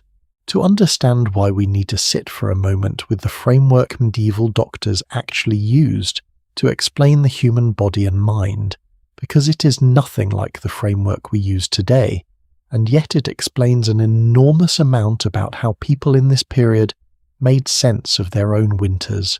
Medieval physicians, following ideas passed down from ancient Greek medicine, believed the human body was governed by 4 internal fluids called humours: blood, phlegm, yellow bile, and black bile. A person in good health, according to this theory, kept all 4 in roughly comfortable balance. Illness, whether physical or something closer to what we would now call emotional, was simply a sign that one particular humour had grown too strong, tipping the whole delicate system out of proportion. Each of these 4 humours was tied to a season, an element and a temperament in a system doctors treated with the same seriousness a modern physician gives to blood pressure or cholesterol. Blood was linked to spring to air, to a warm and moist nature, and to a cheerful, sociable temperament. Yellow bile belonged to summer, to fire hot and dry, tied to a quick, fiery temper. Phlegm belonged to winter cold and moist, tied to a calm, unhurried, sometimes sluggish disposition. And then there was the 4th humour, the one this particular story actually concerns itself with. Black bile, cold, dry, linked most directly to autumn, to the element of earth, and to a temperament doctors called melancholic, taken straight from the ancient Greek word for black bile itself. Here is where the seasons stopped behaving quite so neatly, though, and this detail matters enormously for tonight's story. Autumn may have technically belonged to black bile, but physicians writing guides for healthy living warned their readers again and again that its cold, dry grip did not politely end once winter arrived. If anything, They wrote the coming of true winter. Cold only tightened that grip, further layering fresh coldness on top of a humour that was already by its very nature the coldest and driest of the four. A person already tipping toward melancholy in October had by their reasoning very little relief waiting for them in December. Picture what an actual consultation with a medieval physician might have looked like for someone struggling through exactly this kind of long-sunken winter mood. A doctor arriving at a patient's bedside would often ask first to examine a small glass flask filled with the patient's own urine, holding it carefully up toward whatever daylight the room offered, studying its colour and clarity with real professional focus. This practice uroscopy was considered one of the most reliable diagnostic tools available at the time, a genuine window physicians believed into which humour had grown dangerously dominant inside a patient's body. A dark, thick, cloudy sample was often taken as a worrying sign of black bile in excess, one more piece of evidence pointing toward melancholy as the diagnosis. The doctor would also check the pulse count, its rhythm against his own steady breathing, and ask careful questions about diet, sleep and mood, building a complete picture before ever proposing a single remedy. Would you have recognized yourself in that description? Do you think sitting through a long, dark, isolated winter of your own, wondering why your mood seemed to sink along with the temperature outside your window? Medieval scholars had an answer ready for that question too, and it came from the night sky itself. Ancient and medieval astrologers assigned each humour a ruling planet, and Black Bile's planet was Saturn in the farthest, coldest, slowest moving of the 7 bodies known to move across the medieval heavens. Saturn took nearly 30 years to complete a single orbit, crawling across the sky at a pace that seemed to medieval eyes almost mournful compared to the quicker, brighter dance of planets like Venus or Mars. Physicians and astrologers reasoned that anyone born under Saturn's particular influence, or anyone whose body simply ran naturally cold and dry, would carry something of that same slow, heavy withdrawn quality inside their own temperament. Scholars in particular were considered especially prone to Saturn's influence along with the elderly, and tellingly for tonight's story those drawn toward isolated contemplative existence. The English language still carries a fossil of this old belief buried inside one particular word. When we call somebody saturnine today gloomy, quiet, slow to smile, we are whether we realize it or not, still blaming that same distant dim planet medieval doctors once blamed as well. Now here is a piece of this story I find truly moving once you trace it back to its actual source. Much of what medieval Europe understood about melancholy did not originate in Europe at all. In the middle of the 1000s, a well-travelled scholar known as Constantine the African arrived in the Italian port city of Salerno home to the most respected medical school in Western Europe at the time. Constantine had studied medicine across an extraordinary range of places, including in the great intellectual centres of the Islamic world, and he arrived in Salerno carrying something far more valuable than gold: manuscripts, detailed Arabic medical treatises centuries ahead of anything circulating in Latin at the time, waiting only to be translated. The Archbishop of Salerno himself, a man fluent in both languages, personally encouraged Constantine to take on this enormous task, recognizing immediately just how far behind Western medicine had fallen compared to what Constantine had brought with him across the sea. Among the texts Constantine carried and eventually translated into Latin was a careful, detailed treatise on melancholy itself, originally written by an Arab physician named Ishaq ibn Imran, who had died more than a century earlier in North Africa. Through Constantine's translation, Ibn Imran's careful medical observations about melancholy entered European medicine, directly shaping how generations of Latin-speaking physicians across the continent would come to diagnose and treat this particular condition for centuries afterward.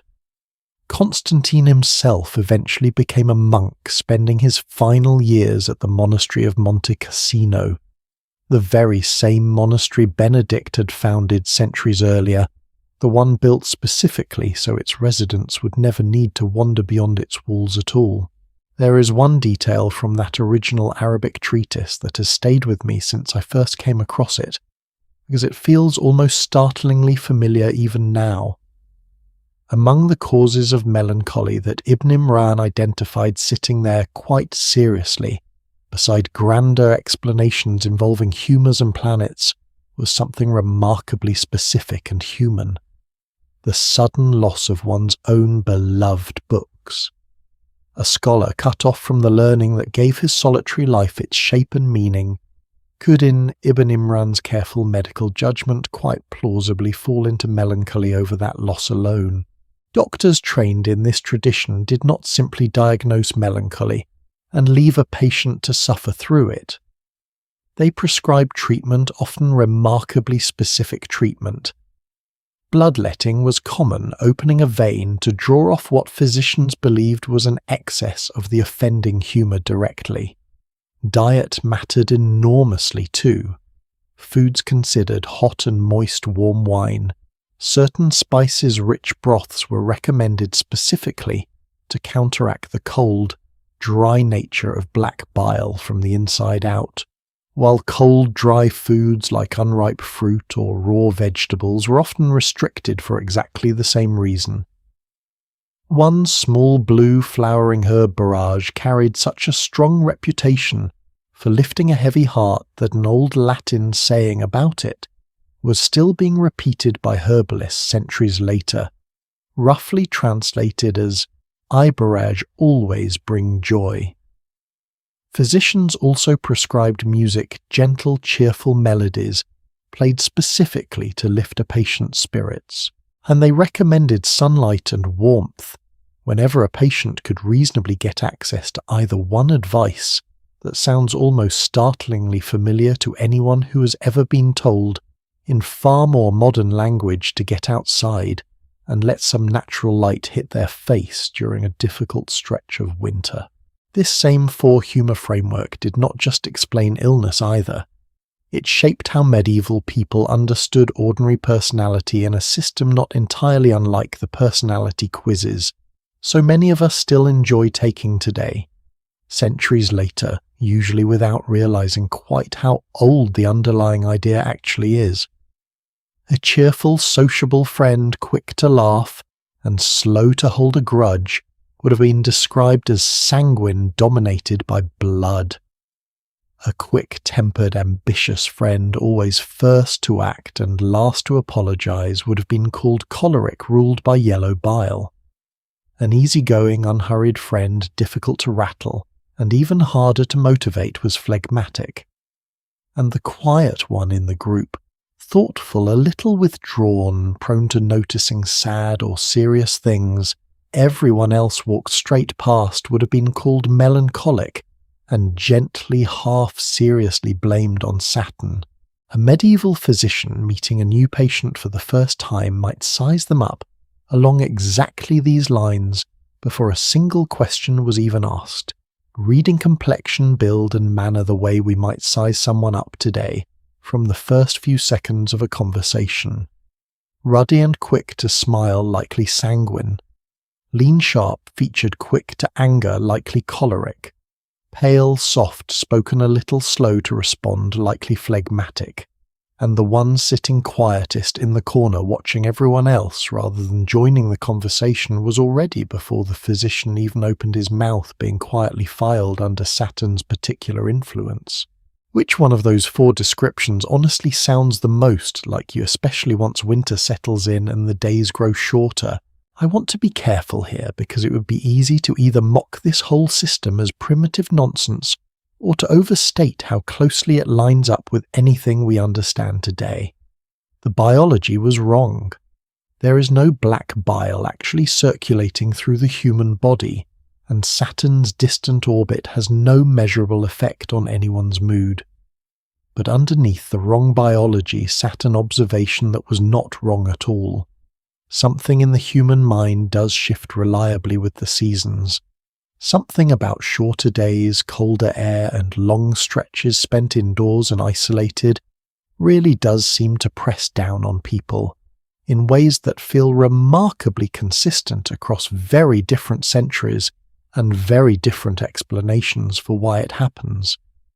Medieval doctors built an entire elaborate cosmology around that observation, one involving bodily fluids and wandering planets. But the underlying thing they were pointing at, a mind growing heavier as the light grows shorter, was real enough that they felt compelled to write treatise after treatise trying to explain it, translate it across languages and empires, and pass it down from teacher to student for generation after generation. There is something almost comforting, I think, in realizing that people sitting through medieval winters were not simply enduring the cold in confused silence, wondering privately why their mood had darkened along with the sky outside. They had scholars. They had translated medical texts carried across the Mediterranean specifically to help explain this exact experience. They had physicians who would sit at their bedside, examine a flask of urine by candlelight, ask patient, careful questions, and offer an explanation wrong in its details, but sincere in its attention, dedicated entirely to taking their winter sadness seriously, rather than simply dismissing it as weakness or bad temper. Not everyone in this period had access to a physician trained in Constantine's careful translations, though.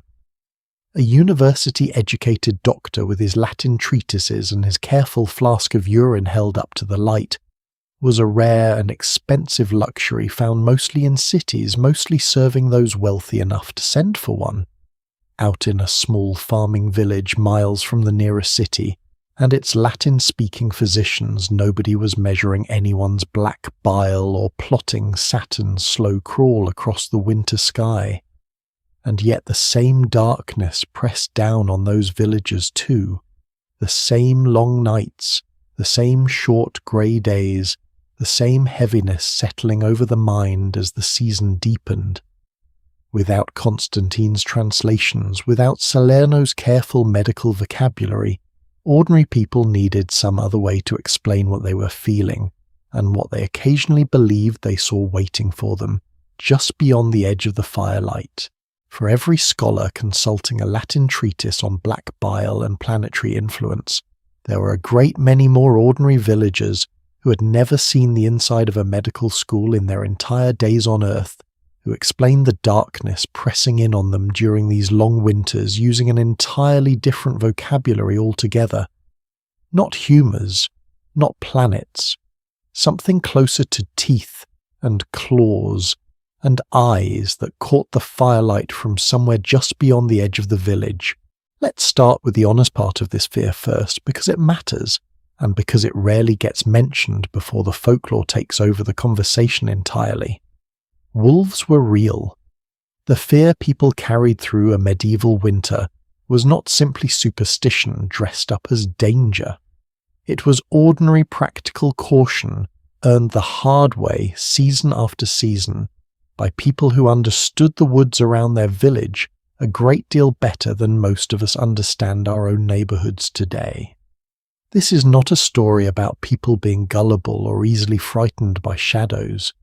It is a story about people paying sharp, careful attention to a genuine threat, and then slowly wrapping that attention in stories that could survive being passed down to a child too young to understand cold biological statistics. Here is the actual ecology behind that fear, stripped of any exaggeration. Through spring and summer, wolves generally had plenty to hunt deer and other wild game scattered across the forest in reasonable numbers. Winter changed that arithmetic completely. Snow made hunting harder for every predator in the forest. Prey grew scarcer and more cautious, and hungry wolves, driven by simple biological necessity rather than any particular malice, began drifting closer to the one place where food reliably gathered in one predictable spot, the village. livestock penned near a farmhouse, sometimes not penned quite carefully enough, made for an easier meal than a fast alert deer bounding away through deep snow. A pack that might comfortably avoid every human settlement for 8 months of the year could find itself by January circling closer and closer to a farmyard fence, simply because the alternative was slow starvation out in the trees. Chronicles and manorial records from across medieval Europe mention exactly this pattern.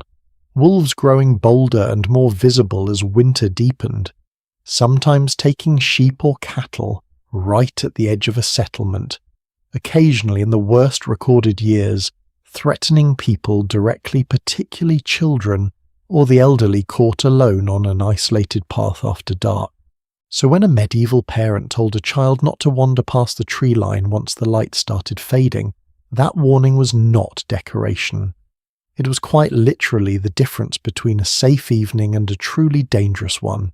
Communities did not simply sit in fear of this threat either. They organised against it.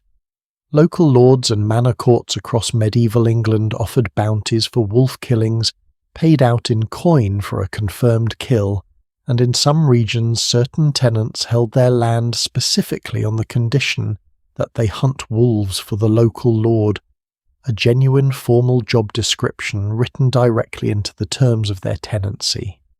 Pits, traps, and organised hunts were common enough that they show up repeatedly in surviving manor records, a steady practical campaign waged season after season against a very real predator.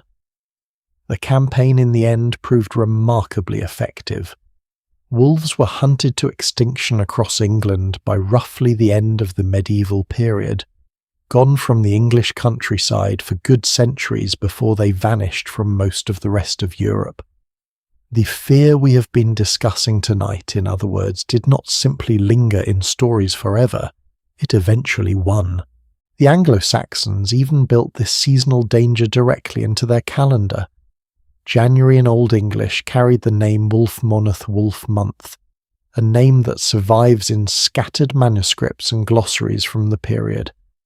By midwinter, with the countryside stripped bare and food scarce, for every creature in it, wolves were simply more present, more visible and more willing to test the edges of human settlement than at any other point in the year.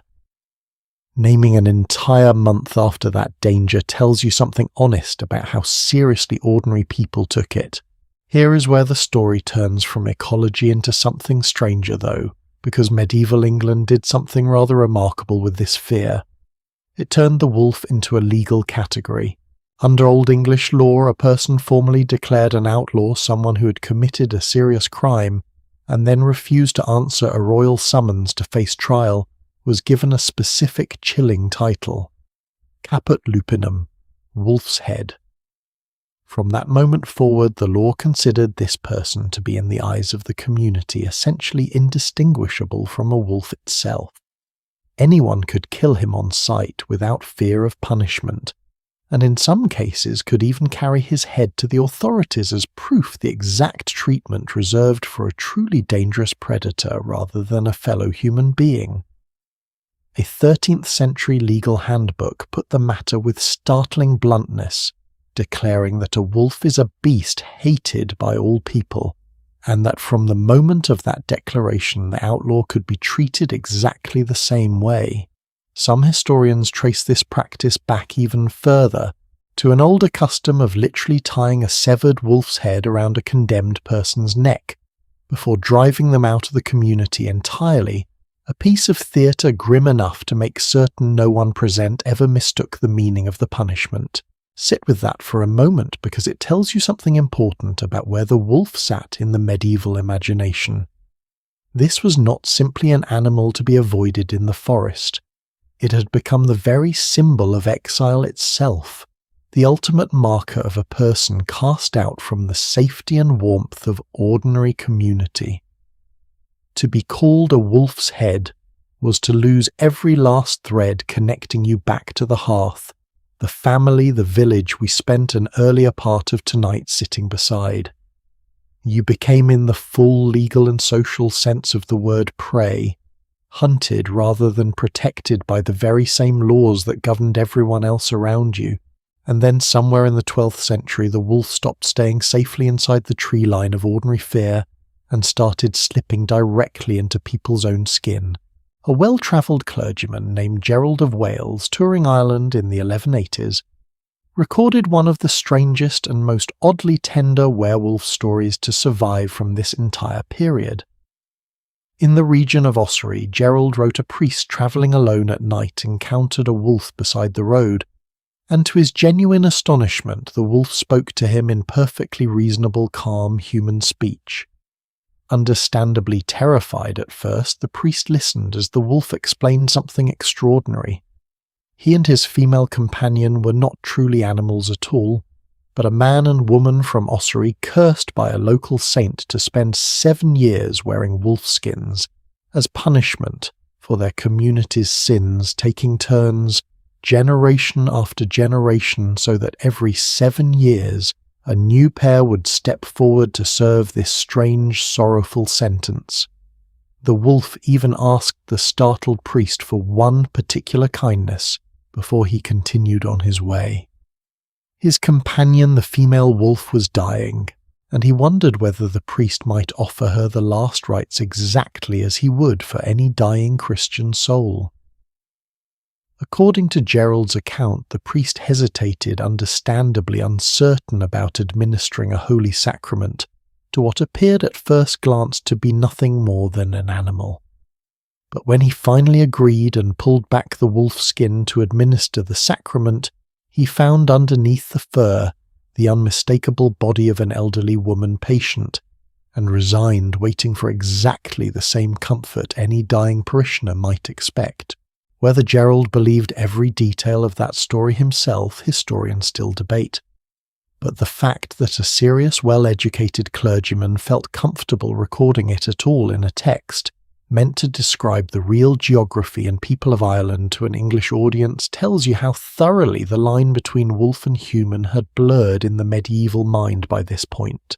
Around this same period, a poet named Marie de France, writing at a Norman court, took this same fear and folded it into something more elegant and considerably more personal.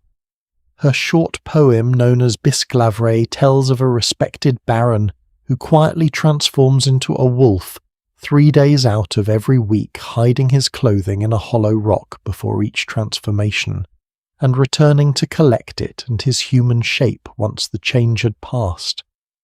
His wife, growing suspicious and eventually frightened by his strange absences, presses him until he finally confesses the truth, then ultimately betrays him, hiding his clothing so he can never change back, trapping him permanently in wolf form and marrying another man in his absence.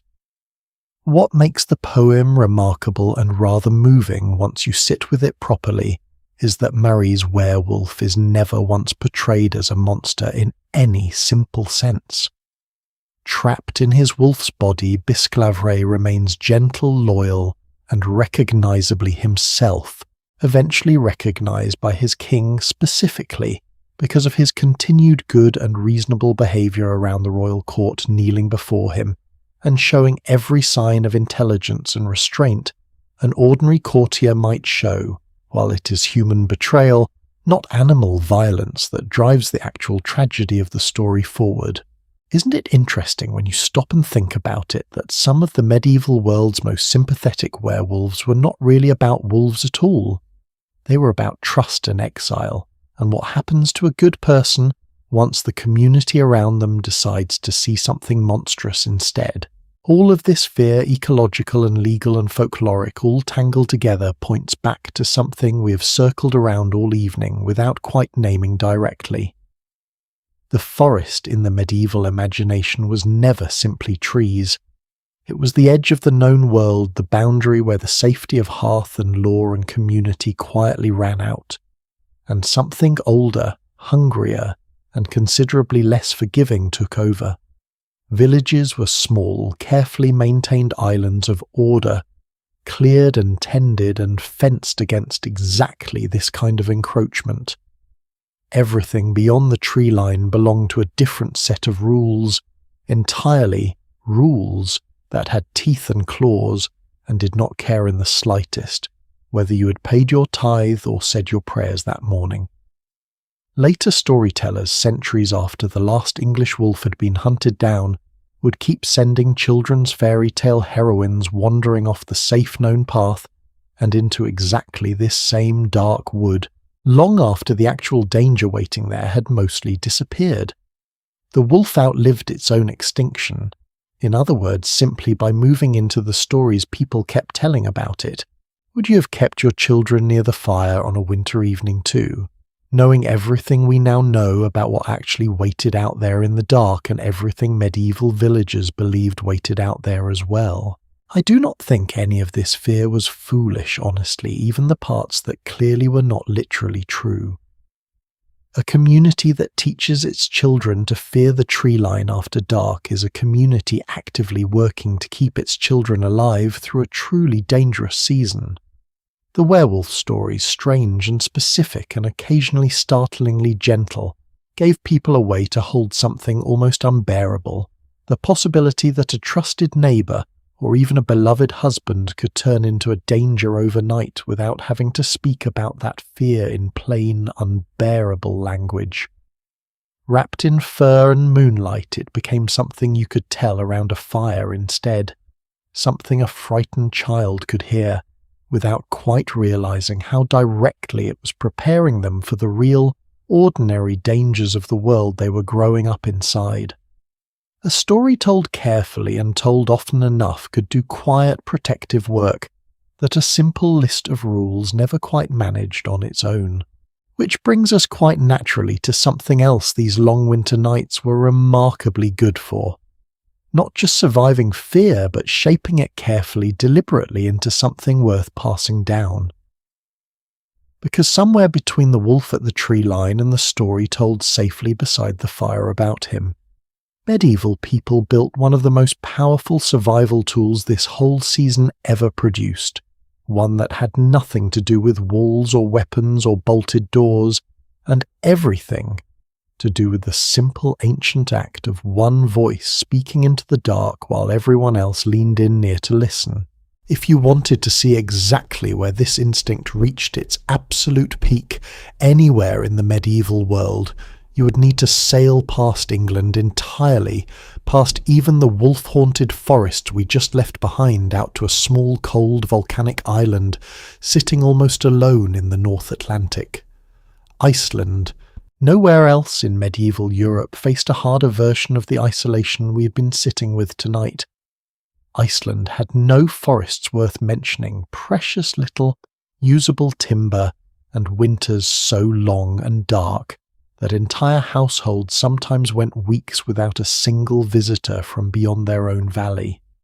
Settled by Norse farmers arriving from Norway and the British Isles, beginning in the late 900s, the island offered its new residents almost none of the resources medieval people usually depended on. No castles rose here, no cathedral schools, no great universities, nothing resembling the wealthy monasteries we sat inside earlier tonight. And yet, against every reasonable expectation, this tiny, freezing, resource-starved island produced one of the richest bodies of vernacular literature to survive anywhere from the entire medieval period. Not despite its isolation, because of it. Picture an ordinary Icelandic farmhouse on a January evening sometime in the 12 or 1300s. The main room, called the bathstofa, was not simply a sitting room the way we might picture one today. It was where people worked where they slept, and where for a few precious hours each evening they gathered for something called the kvöldvaka, which translates roughly as the evening wake, though nobody was mourning anything at all. Fuel for lighting was desperately scarce on an island with almost no trees, so most households could afford only a single small lamp burning precious fish oil carefully lit each evening, usually by the woman running the household or a servant she trusted with the task. That one small flame was placed wherever it could reach the most people at once, and whoever was doing the evening's reciting sat closest to it, the only person in the room who actually needed to see. Everyone else sat around that same small pool of light in the near total dark of an Icelandic winter evening, and worked without needing to look at their hands at all. Carding wool, spinning thread, mending torn clothing, or shaping simple tools, tasks so familiar that fingers could manage them entirely by feel, while the rest of the mind wandered somewhere else completely.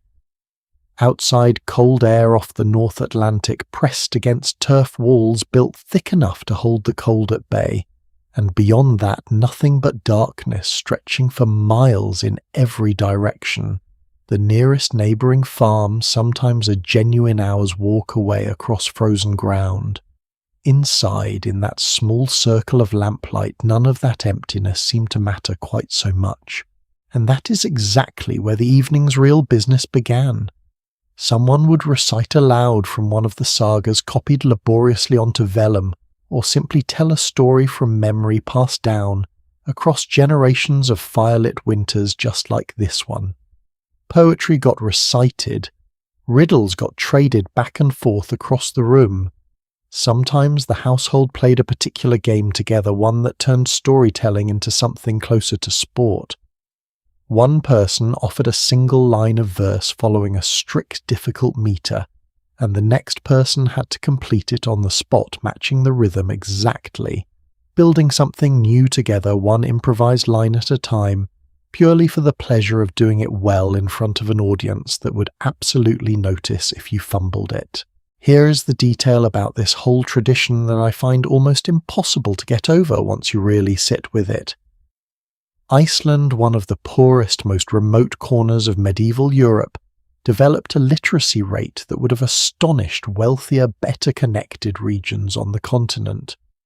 Children learned their letters largely inside this same dim room, during these same evening gatherings, listening to a saga recited aloud, while an adult beside them pointed out the words on the page, sounding out syllables between the more familiar rhythm of spinning wheels and carding combs. Reading was not a luxury reserved for monks and nobles here, the way it so often was elsewhere in medieval Europe. Tucked behind monastery walls and cathedral schools, most ordinary families would never come near. It was simply something an Icelandic household did together night after night, because there was plainly nothing else quite as good to do with the darkness. Would you have guessed honestly that one of medieval Europe's most literate populations dwelled on a treeless volcanic island at the very edge of the known world, rather than inside some grand cathedral city with libraries and universities nearby? This same instinct for careful record-keeping produced something else almost without parallel anywhere else in medieval Europe. A text called the Landnámabók, the Book of Settlements, painstakingly recorded the names of more than 3,000 of the island's earliest settlers, along with roughly 1,400 individual farms and landholdings, tracing exactly who had claimed which valley, which coastline, which patch of grazing land generations after the fact. No other medieval nation left behind anything quite this thorough about its own founding population. Most of Europe simply could not tell you in this kind of granular detail who its earliest ordinary farmers and settlers had actually been. Iceland could, because somewhere along the way its people decided that this information mattered enough to preserve carefully on vellum, rather than letting it slip quietly away with each passing generation. The stories filling those long evenings eventually became something the whole world still turns to today. The Icelandic sagas, written down mostly in the 13th and 14th centuries, but describing events and families stretching back to the island's earliest settlements centuries earlier, are not myths in any distant, untouchable sense. They feel more like carefully remembered family history, full of specific names, specific farms, specific feuds between neighbours whose descendants were very likely still living on those same farms when the stories were finally written down. Take one of the most famous of them, a long patient work modern scholars simply call the Saga of the Burning of Njál. It follows a wise, peace-loving farmer and his household through decades of shifting alliances, legal disputes settled at Iceland's own outdoor parliament, and a slow, grinding feud that eventually ends with Niall's own farmhouse set ablaze around him. What makes it remarkable is not simply the tragedy, it is the sheer patient specificity of it all. Court cases argued point by point, individual insults remembered for generations, an entire legal and social world reconstructed in such careful detail that historians still mine it today for information about how medieval Iceland actually settled its disputes. A saga might also spend several pages establishing exactly how one family was related to another, tracing lineages, the way a proud grandparent might at a holiday dinner, before settling into a story of betrayal or vengeance or quiet hard-won honour. Reading them today, you get the distinct sense of a culture that took its own memory extremely seriously, precisely because memory carried carefully from one dark winter to the next was sometimes the only inheritance a family actually had.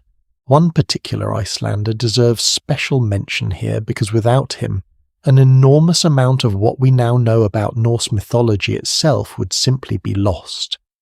Snorri Sturluson was born into a powerful Icelandic family in the late 1100s, fostered as a young boy in the household of the island's most influential chieftain, an arrangement that gave him both a deep grounding in Icelandic tradition and an unusually wide education for his time. He grew into a wealthy and powerful figure himself, twice elected to serve as law speaker at Iceland's National Assembly, and twice travelling abroad to visit the Norwegian royal court, experiences that shaped his sense of just how much older Icelandic tradition was worth preserving carefully rather than letting it simply fade. At some point in the early 1200s, settled at his own estate in Western Iceland, Snorri sat down and wrote what modern readers call the Prose Edda. Officially, it was meant as a kind of textbook teaching young poets the complicated meters and mythological references older Icelandic verse depended on, since, even by Snorri's own lifetime, younger poets were starting to lose touch with references their grandparents would have understood instantly. Unofficially, Snorri ended up doing something far larger. He preserved in careful, deliberate prose story after story about Odin, Thor, and the eventual twilight of the old gods' tales that had been circulating for centuries in a pagan tradition. Snorri's own Christian Iceland had already moved well beyond. Without his patient work sitting at his own estate compiling stories, many of his contemporaries likely considered old-fashioned, or even a little dangerous to take too seriously most of what we now casually call Norse mythology. Odin Thor, the whole shape of that cosmology would have simply evaporated into the same darkness so much of oral history disappears into. There is something worth pausing on here, honestly. A society with almost no other resources, no gold mines, no fertile farmland to speak of, no grand cities decided evening after evening, generation after generation, that its stories were worth this much careful attention. Worth writing down on vellum that took months to prepare, properly scraped and stretched from the hide of a calf, every single page representing real labour and real cost on an island that could not afford to waste either. Worth teaching to children before they had even mastered basic arithmetic. If you had asked an ordinary medieval Icelandic farmer what his family actually owned, the honest answer might not have involved land or livestock or coin at all. It might simply have been, we know where we come from, and we can tell you exactly how in more detail than almost anyone else in medieval Europe could manage about their own family's past. This tradition remarkably never entirely died out either. Modern Icelanders still publish and devour books at a rate that regularly surprises visitors from much larger countries, and every December the country celebrates something called the Christmas book flood, a tradition where friends and family exchange books on Christmas Eve, then spend that same evening simply reading together, often with a cup of something warm nearby. It began fittingly enough during hard restricted wartime years in the 1940s, when books were one of the few gifts still reasonably available and affordable to give. But the deeper root of it, if you ask me, reaches back much further than any single decade. It reaches straight back to that single oil lamp in the bathstofer and the particular hard-won belief that a long winter evening is never actually empty, as long as somebody in the room is willing to start talking. I think about that quite often honestly, sitting here telling you this exact story on a screen that would have looked like pure sorcery to anyone gathered around that Icelandic lamp 800 years ago. Different room, different light source entirely, one that never needs fish oil or careful tending, and yet the same basic transaction really sits at the very centre of both. One voice doing its patient best to hold a little darkness back, while everyone listening leans in near enough to catch every word. Whatever changes about the technology carrying a story, that particular exchange, one person speaking carefully into the dark for the benefit of everyone else in the room, seems to be something we've simply never managed to outgrow, no matter how many centuries pass between one telling and the next. Iceland's winter evenings were not the only stretch of the season built around gathering people together, though.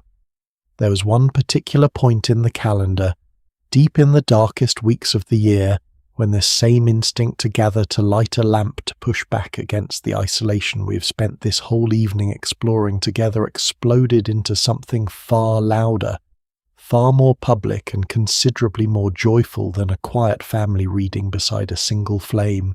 That louder, more public celebration had a name, and it lasted considerably longer than a single evening. Medieval Christmas was never just one day. It was 12 of them, stretching from the 25th of December all the way through to the 6th of January, a stretch of the calendar people simply called Christmastide, or drawing on a much older word with roots stretching back before Christianity ever reached these shores, Yule. That older word matters more than it might first appear.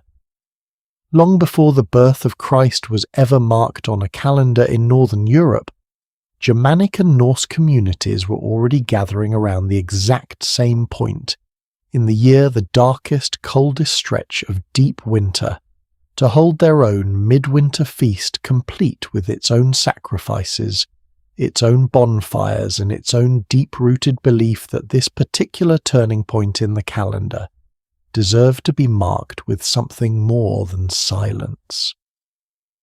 When Christianity arrived, it did not so much replace this older festival as fold it in absorbing centuries of established midwinter custom into its own celebration of the Nativity, borrowing the timing, much of the feasting, and even the underlying sense of a turning point worth marking. The name Yule survived that absorption almost entirely intact, still used interchangeably with Christmas throughout medieval England, a small linguistic fossil proving that people had been finding reasons to gather and feast at exactly this point in the calendar for a very long time before anyone here had heard the word Christmas at all. For 12 full days, ordinary medieval labour simply stopped. Manor records and legal customs across England treated this stretch of the calendar as truly different from ordinary time, a period when the usual rhythm of work quietly paused. Spinning in particular, one of the most constant, unending tasks in any medieval household, the very labour-keeping households in thread and cloth all year round, was set aside entirely. Distaffs, the simple wooden tools used to hold raw wool or flax while it was spun into thread, sat idle by the hearth for the full 12 days, propped in a corner, rather than carried from room to room the way they usually were throughout an ordinary working week. Only on the 7th of January, a day people came to call St. Distaff's Day, would women across England pick that work back up again, often marking the return to ordinary labour, with a bit of good-natured mischief, playfully setting fire to a neighbour's unspun flax or getting doused with water in return, a small teasing ritual acknowledging that the holiday welcome as it was had finally truly ended, and the ordinary business of keeping a household clothed and fed had to begin again in earnest. Would you have welcomed 12 full days without your usual work, do you think? Or would you have found yourself restless by day 4, itching for something ordinary and familiar to do with your hands again? Inside that suspended stretch of the calendar, medieval communities did something that still strikes modern readers as wonderfully strange. They deliberately turned the entire social order upside down on purpose, with the church's own blessing, at least for a little while. Around the 26th to 28th of December, cathedrals and monasteries across medieval Europe held something called the Feast of Fools. For these few days, the junior clergy, the lowest-ranking members of the church hierarchy, briefly assumed the roles and privileges normally reserved for their superiors, dressing in borrowed vestments and presiding over services with considerably more mischief than reverence. Elsewhere, on the Feast of the Circumcision, at the start of January, subdeacons took their own turn at the same reversal, briefly commanding the very ceremonies they would ordinarily have watched from the back of the church. Not everyone found this charming. A bishop of Exeter, writing in the year 1329, complained bitterly that his own cathedral's observance of this tradition had descended into outright mud throwing among the clergy and choir boys, dragging the entire congregation into what he considered thoroughly undignified chaos. Church authorities spent generations trying with only partial success to rein the custom back in, issuing warning after warning that seems from the evidence to have been only sporadically obeyed. Closely related to this and considerably more tender in spirit was the tradition of the boy bishop. On feast days, especially connected to children, particularly St. Nicholas Day in early December and the Feast of the Holy Innocents at the very end of that month, choir boys at cathedrals and great monastic churches across England would elect one of their own number to serve briefly as bishop.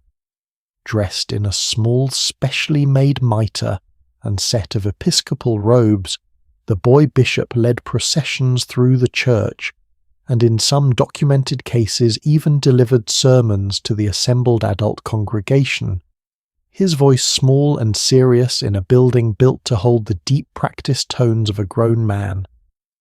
Records survive from cathedrals and abbeys across the country, describing this custom in careful detail, including the precise liturgical moment when the switch actually happened. During the singing of Mary's own song of praise, at the exact line declaring that God had brought down the mighty from their seats and lifted up the humble, the real bishop would step aside and the boy would formally take his place. The symbolism was not simply playful.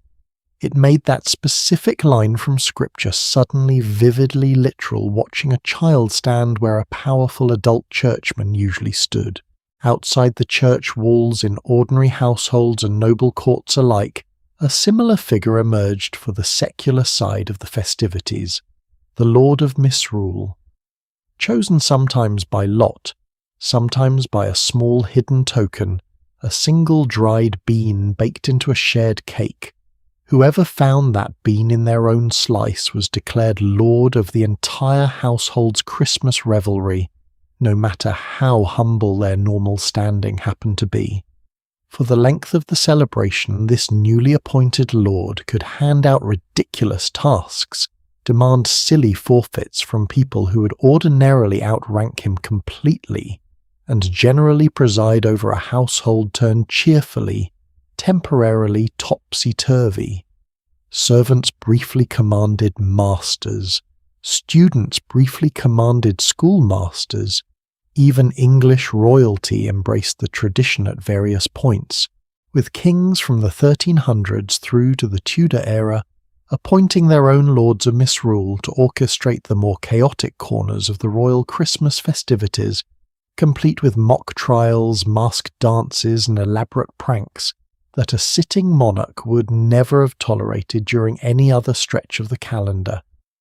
It was by design controlled chaos, sanctioned precisely because everyone involved understood it would end precisely on schedule when ordinary time resumed. There was warmth built into these 12 days too, not just mischief. Communities across England practiced something called wassailing, a custom reaching back to an old Anglo-Saxon greeting pronounced roughly was hael, meaning simply be well or be in good health. Groups would travel from house to house carrying a large shared bowl, singing, offering a warm drink to whoever answered the door, and wishing the household good fortune for the year just beginning. Whoever answered the door was expected to drink from the bowl and offer a reply of their own drink well before sending the group along to the next house, so that a single evening might see one shared bowl travel through half the village refilled and passed hand to hand. In the cider-producing counties of England, a stranger version of this same custom took people out into orchards after dark where they would sing directly to the fruit trees themselves, banging pots pouring cider around the roots, and hanging cider-soaked bread in the branches, all of it meant to wake the trees from their winter sleep and coax a generous harvest out of them once autumn finally returned. I find something quietly moving in that particular image, actually. People standing in a frozen silent orchard in the dead of winter, singing encouragement to bare sleeping trees months before there was any reasonable chance of an answer. It tells you something about how badly this season needed reasons for hope, and how willing people were to manufacture those reasons themselves out of nothing more than song and cider and sheer stubborn optimism. Step back for a moment and ask yourself why any of this actually mattered beyond simple festivity. We have spent this entire evening together sitting inside isolation.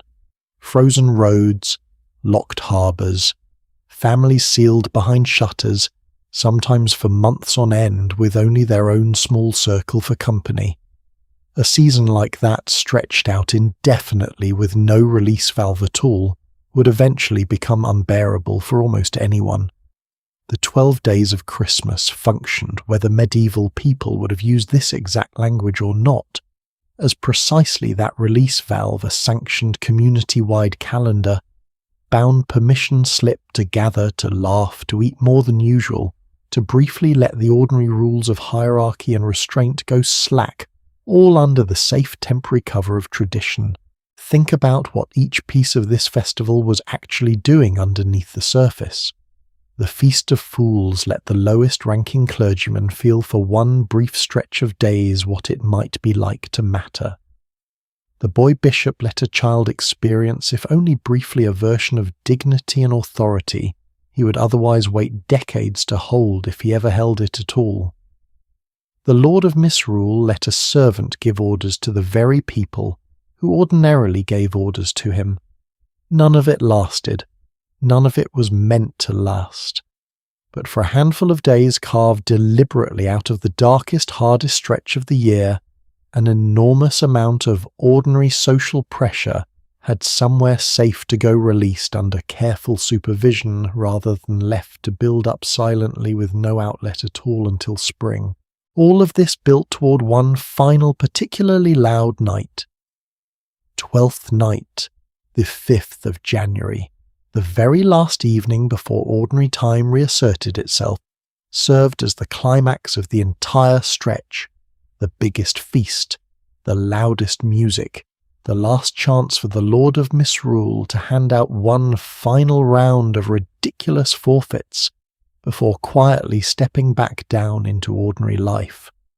The night left enough of an impression on English culture that William Shakespeare himself borrowed its name directly for one of his most beloved comedies, a play built entirely around mistaken identity, reversed roles, and the kind of joyful confusion that only makes sense once you understand it was written for an audience who still remembered exactly what a Twelfth Night celebration was supposed to feel like. Chaos with an expiry date is a very different thing from chaos without one. Everybody understood deep down that normal order was coming back on the 7th of January, distaffs and all, and that shared understanding is very likely what made the whole loosening feel safe rather than truly dangerous. Most years that release valve worked exactly the way it was supposed to. People feasted, laughed, briefly wore each other's roles and returned to ordinary winter isolation afterward, feeling if not fully rested, at least a little less alone than they had before the 12 days began.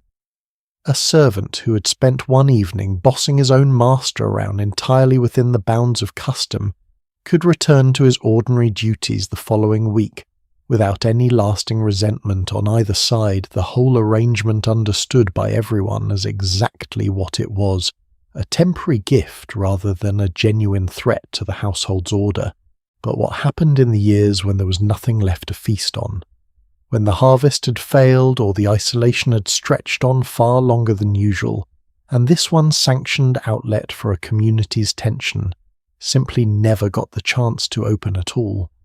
Where did all of that pent-up strain go instead once the usual release valve was taken away, and a community found itself facing the darkest weeks of winter, with empty larders and no proper feast to look forward to at the end of them? The honest answer is it went somewhere far darker, and it took centuries to fully reveal itself. Before we get there, though, I want to correct something many of us carry around without ever really questioning it, because the correction matters enormously for the story we are about to sit with. Most people, when they picture the medieval world and witchcraft in the same thought, immediately picture burnings, trials, mass hysteria sweeping entire villages, and for a surprisingly large stretch of the actual medieval period, that picture is simply wrong. For roughly the first 600 years of the Middle Ages, the official position of the Church was not fear of witches at all. It was skepticism. An early medieval text called the Canon Episcopi, first recorded around the year 900, and later folded permanently into official church law, stated plainly that believing women could truly fly through the night sky or gather with pagan spirits under the cover of darkness was itself the real sin, not witchcraft, the belief in witchcraft. The text described such stories as illusions, tricks of a deceived mind, rather than events that had actually taken place in the physical world, and it treated anyone spreading them as guilty of a genuine theological error. Priests across medieval Europe were formally instructed to teach their congregations that such stories were delusions, tricks played on a weak or overactive imagination, and that any Christian who took them literally had, in a strange twist, fallen into a kind of heresy themselves. This was not some obscure forgotten opinion either. The Canon Episcopi was copied into the major legal handbooks used across medieval Christendom, cited by bishops and church courts for century after century, a settled authoritative doctrine. For centuries, in other words, doubting the existence of night-flying witches was the officially correct church-approved position to hold. Would that surprise you honestly if you'd grown up assuming the entire medieval period was one long, uninterrupted witch hunt from beginning to end? Something shifted slowly and then quite suddenly in the final 2 centuries of the medieval period. Legal scholars and theologians began reframing the old question entirely. The concern was no longer whether a woman truly believed she could fly. It became whether she had made an actual pact with the devil, a deliberate sinister alliance rather than a foolish delusion. That single reframing, treating witchcraft as a real conspiracy rather than an imagined fantasy, changed everything about how communities were willing to respond to their own fears. In August of the year 1428, in a cluster of Alpine valleys, we've already sat inside together tonight, that shift finally produced something the medieval world had never quite seen before. In the region of Valais, in what is now Switzerland, authorities in the town of Luc issued formal legal procedures for prosecuting accused witches. Historians now consider this the first systematic witch hunt in documented European history. The setting matters here more than almost any other detail. This was not some wealthy, well-connected lowland city with easy roads and constant news from the outside world. This was exactly the kind of isolated Alpine valley we spent time with earlier tonight. The same terrain, the same buried mountain passes the same small, tightly bound communities cut off from each other for months at a stretch by snow and altitude. Villages like these might see a traveller from outside the valley only a handful of times each year, which meant almost every relationship a person had, every grudge, every debt, every old slight involved someone they would keep living beside for the rest of their days, with nowhere else to go, and no larger community to dilute the tension. And in the years leading up to 1428, the region had already been through a genuine local upheaval, a rebellion against a powerful noble family that dragged on for the better part of 5 years, leaving deep, unresolved tension simmering between neighbours long before a single formal accusation was ever recorded. Add to that the general hardship of alpine subsistence farming, where a single bad season could mean real hunger by the following spring, and you have a community already stretched thin looking for something to explain why its luck had turned so consistently bad. Once the accusations began, they spread with frightening speed through exactly the kind of small, interconnected communities we have spent this whole evening exploring. Under the new legal procedures, being named by 3 or more neighbours was enough to justify an arrest, and confession under torture, no matter how it was extracted, was treated as reliable proof, rather than the desperate, unreliable thing we would now recognise it to be. Confessions overwhelmingly extracted under torture described meetings with the devil, described flying to secret gatherings, described the power to spoil crops or sicken livestock. Fears that would have felt painfully immediate to farmers who had just survived their own precarious relationship with failed harvests and dying animals. A contemporary chronicler named Johannes Freund, writing from nearby Lucerne only a year or 2 after the trials began, recorded the panic with evident alarm, describing a supposed conspiracy involving hundreds of people, more than 200 of whom, by his own account, had already been burned within the first 2 years alone. Over the roughly 2 decades that followed, more than 360 people across the region were executed. And here is a detail that tends to surprise people who assume they already know this history well. Roughly 2 out of every 3 of those executed in Valais were men, a sharp contrast to the far more famous witch trials that would sweep across Europe generations later, where women made up the overwhelming majority of victims. Sit with that geography for a moment, because I do not think it is a coincidence at all.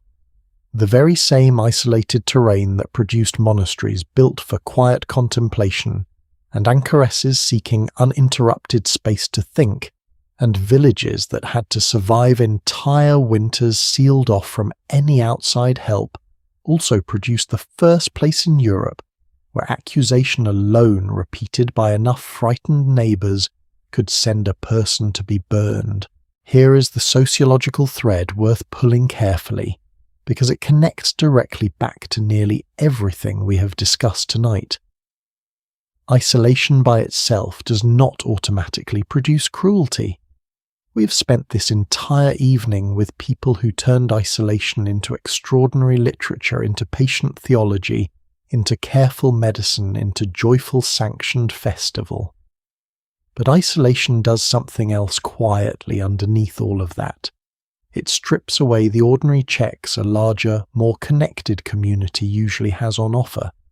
A city with dozens of parishes, multiple courts travellers passing through with outside perspectives, has more natural friction built into it, more voices available to slow a rumour down before it hardens into an accusation, more strangers whose calm scepticism might interrupt a fear before the whole village agrees to believe it together. A small, isolated alpine valley, cut off from most of that outside friction for months at a time, had far less standing between a frightened whisper and a formal charge. Everyone already knew everyone. Everyone already had an opinion about everyone. When food ran short, when livestock sickened, when the isolation already discussed tonight stretched a community's nerves thin enough that missing friction became dangerous in a way it might not have been somewhere larger and more connected, where a rumour had to survive contact with more strangers, before it could turn into a verdict. Historians studying the centuries that followed found something that makes this pattern even harder to dismiss as simple coincidence. Researchers examining witch trial records across Europe between the 1500s and 1700s discovered a striking correlation between colder stretches of weather, poor harvests, and spikes in prosecutions. One widely cited study comparing regional temperature records against trial counts across 11 different parts of Europe found that the coldest, hungriest years consistently produced the sharpest rises in accusations, decade after decade, region after region.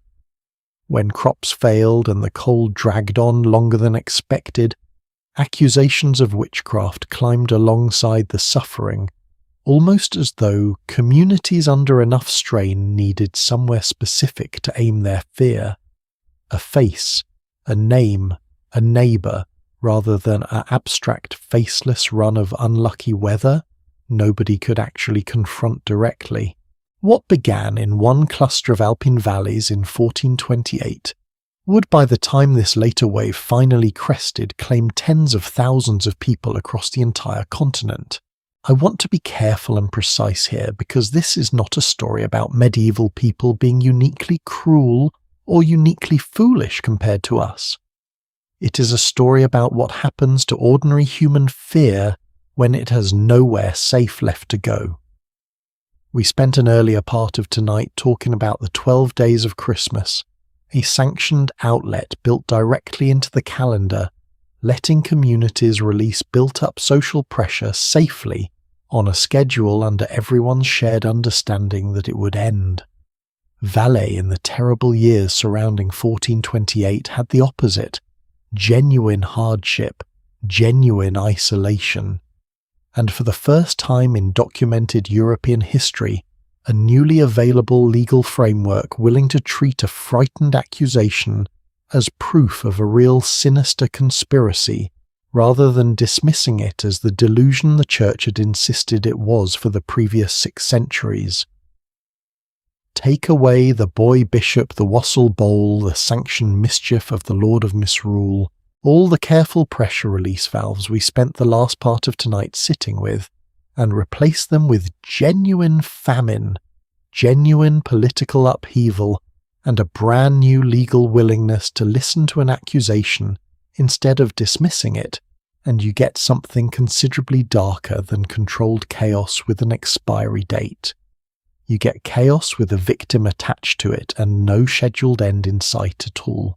Would a fully connected, well-fed, thoroughly ordinary community have behaved any differently?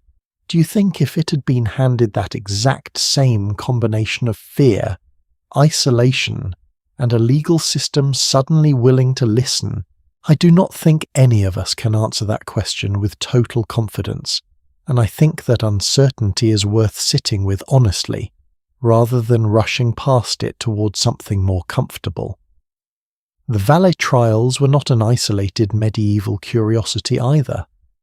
They were, historians generally agree, the opening chapter of something that would eventually spread across the whole continent, growing far larger and far bloodier in the centuries that followed. Long after the medieval period we've spent this evening inside had technically ended, there is a version of tonight's story that stops here in exactly this kind of darkness, and lets that be the final word on what isolation does to the human mind over a long, hard winter.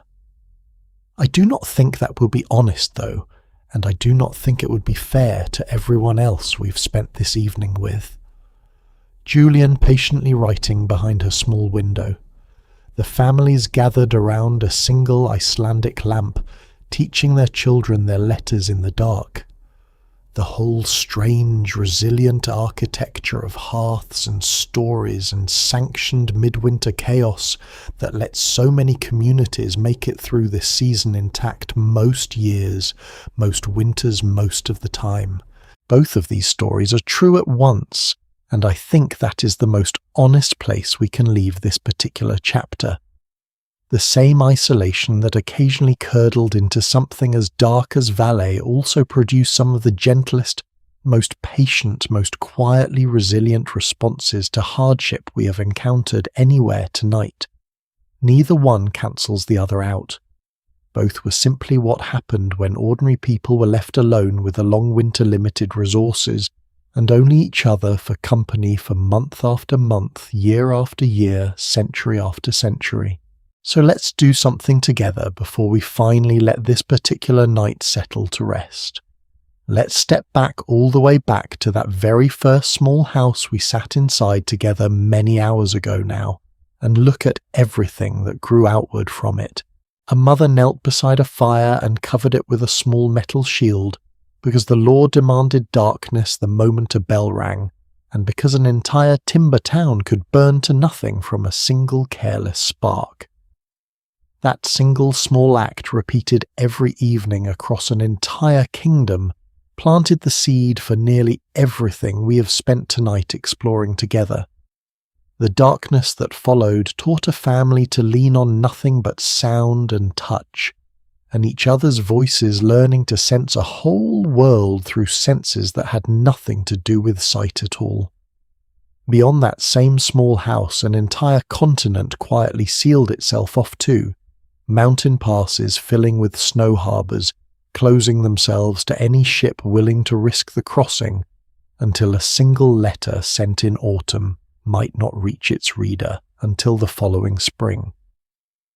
The isolation that followed a good harvest taught a village to treasure a shared feast, enough to build 12 entire days of ritual around it, servants briefly commanding masters, children briefly commanding grown congregations, all of it sanctioned, all of it scheduled to end precisely on time.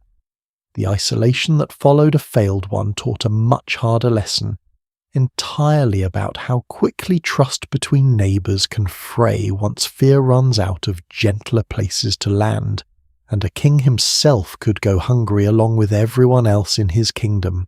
A monk sat alone in a small stone cell and discovered that solitude left completely unstructured could hollow a person out just as easily as it could deepen their faith, and built an entire disciplined rhythm of prayer and labour, specifically to keep that hollowing from happening.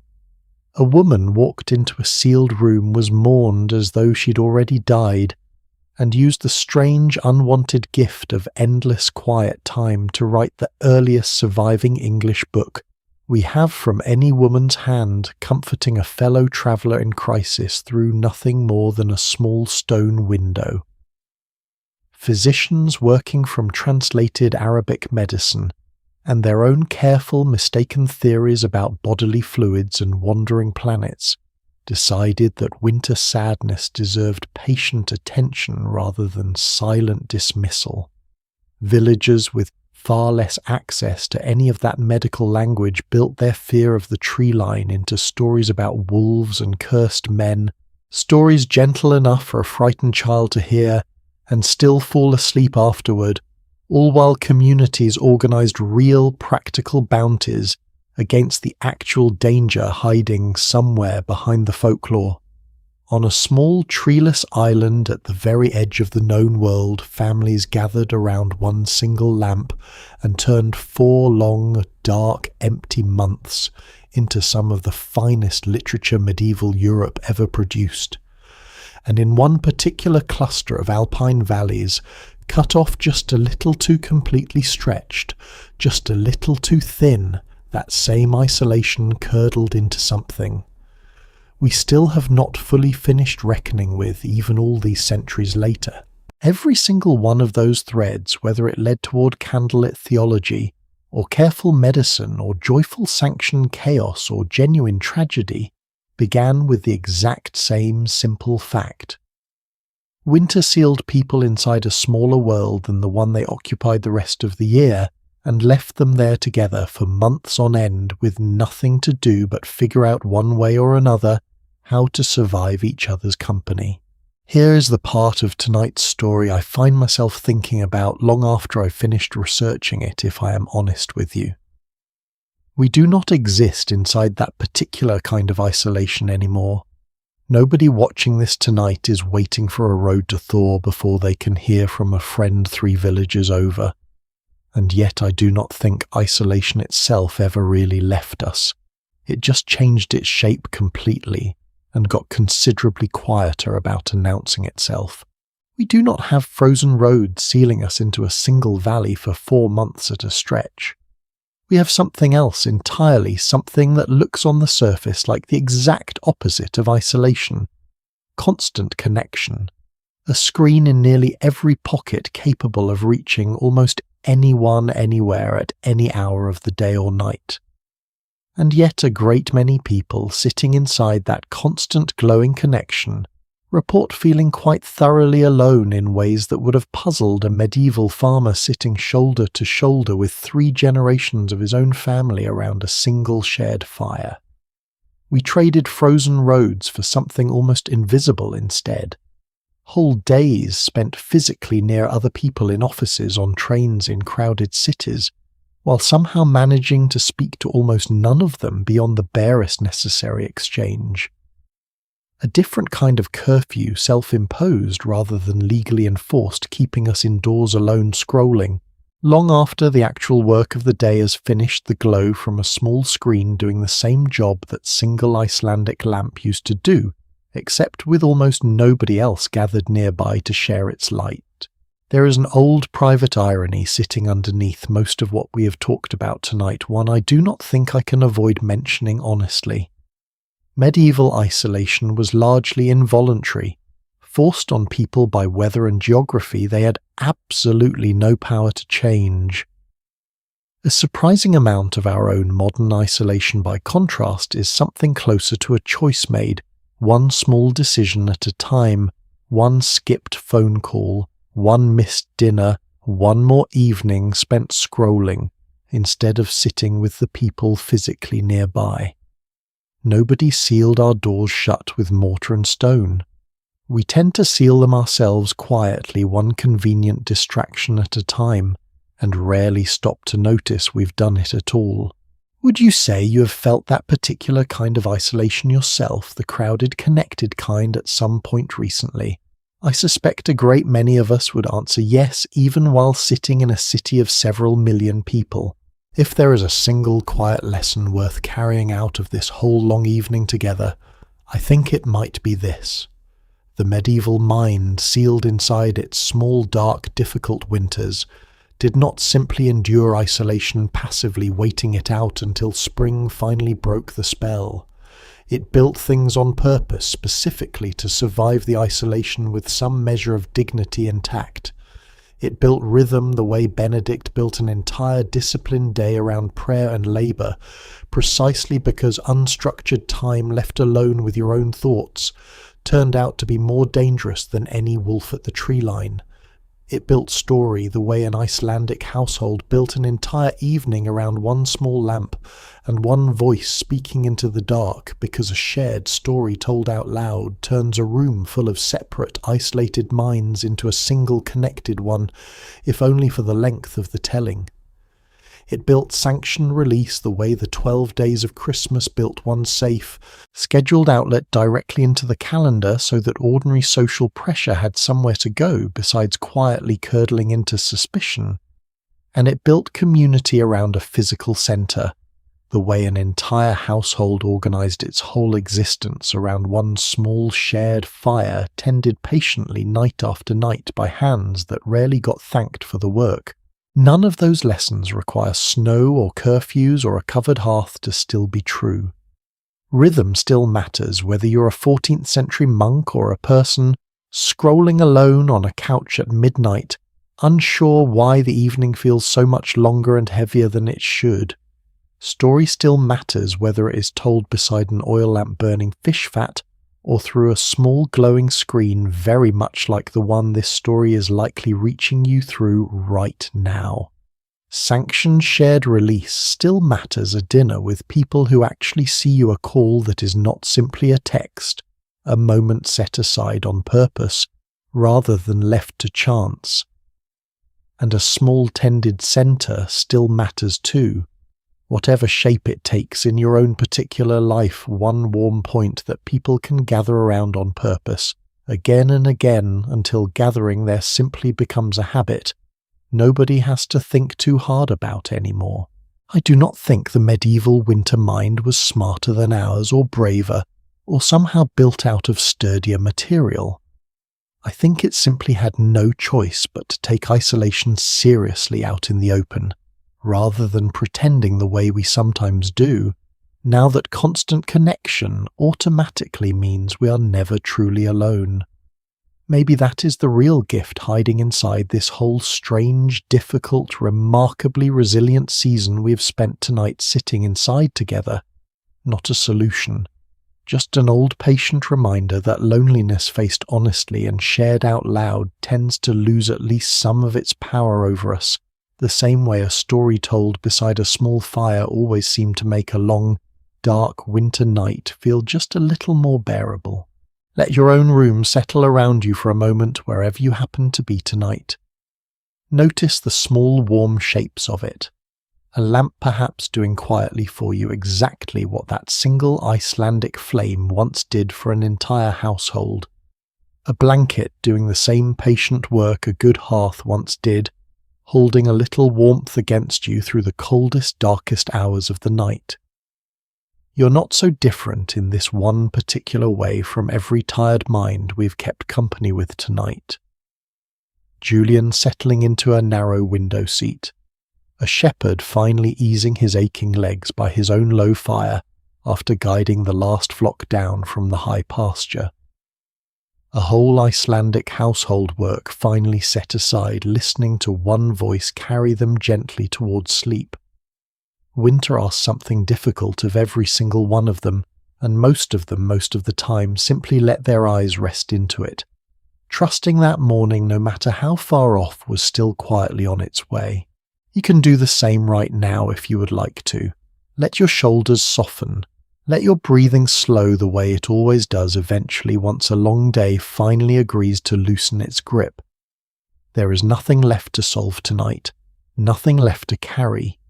Just this last quiet moment, and whatever gentle darkness happens to be waiting patiently on the other side of it, exactly the way it always has for every tired mind that has ever needed somewhere safe to finally rest. Wherever you are listening to this from tonight, whatever season sits outside your own window right now, I hope some small piece of tonight's journey found its way in and settled somewhere comfortable. Thank you honestly for spending these hours with me, sitting through frozen roads and famine and quiet monastery cells, and one small stubborn lamp on a distant island, all the way to this last quiet moment together. If any part of tonight kept you good company, I would love to hear where in the world you are listening from and whatever thought this particular story left sitting with you. Rest well tonight. And when you are ready for the next story, I will be right here, waiting with the next quiet corner of history for us to sit inside together.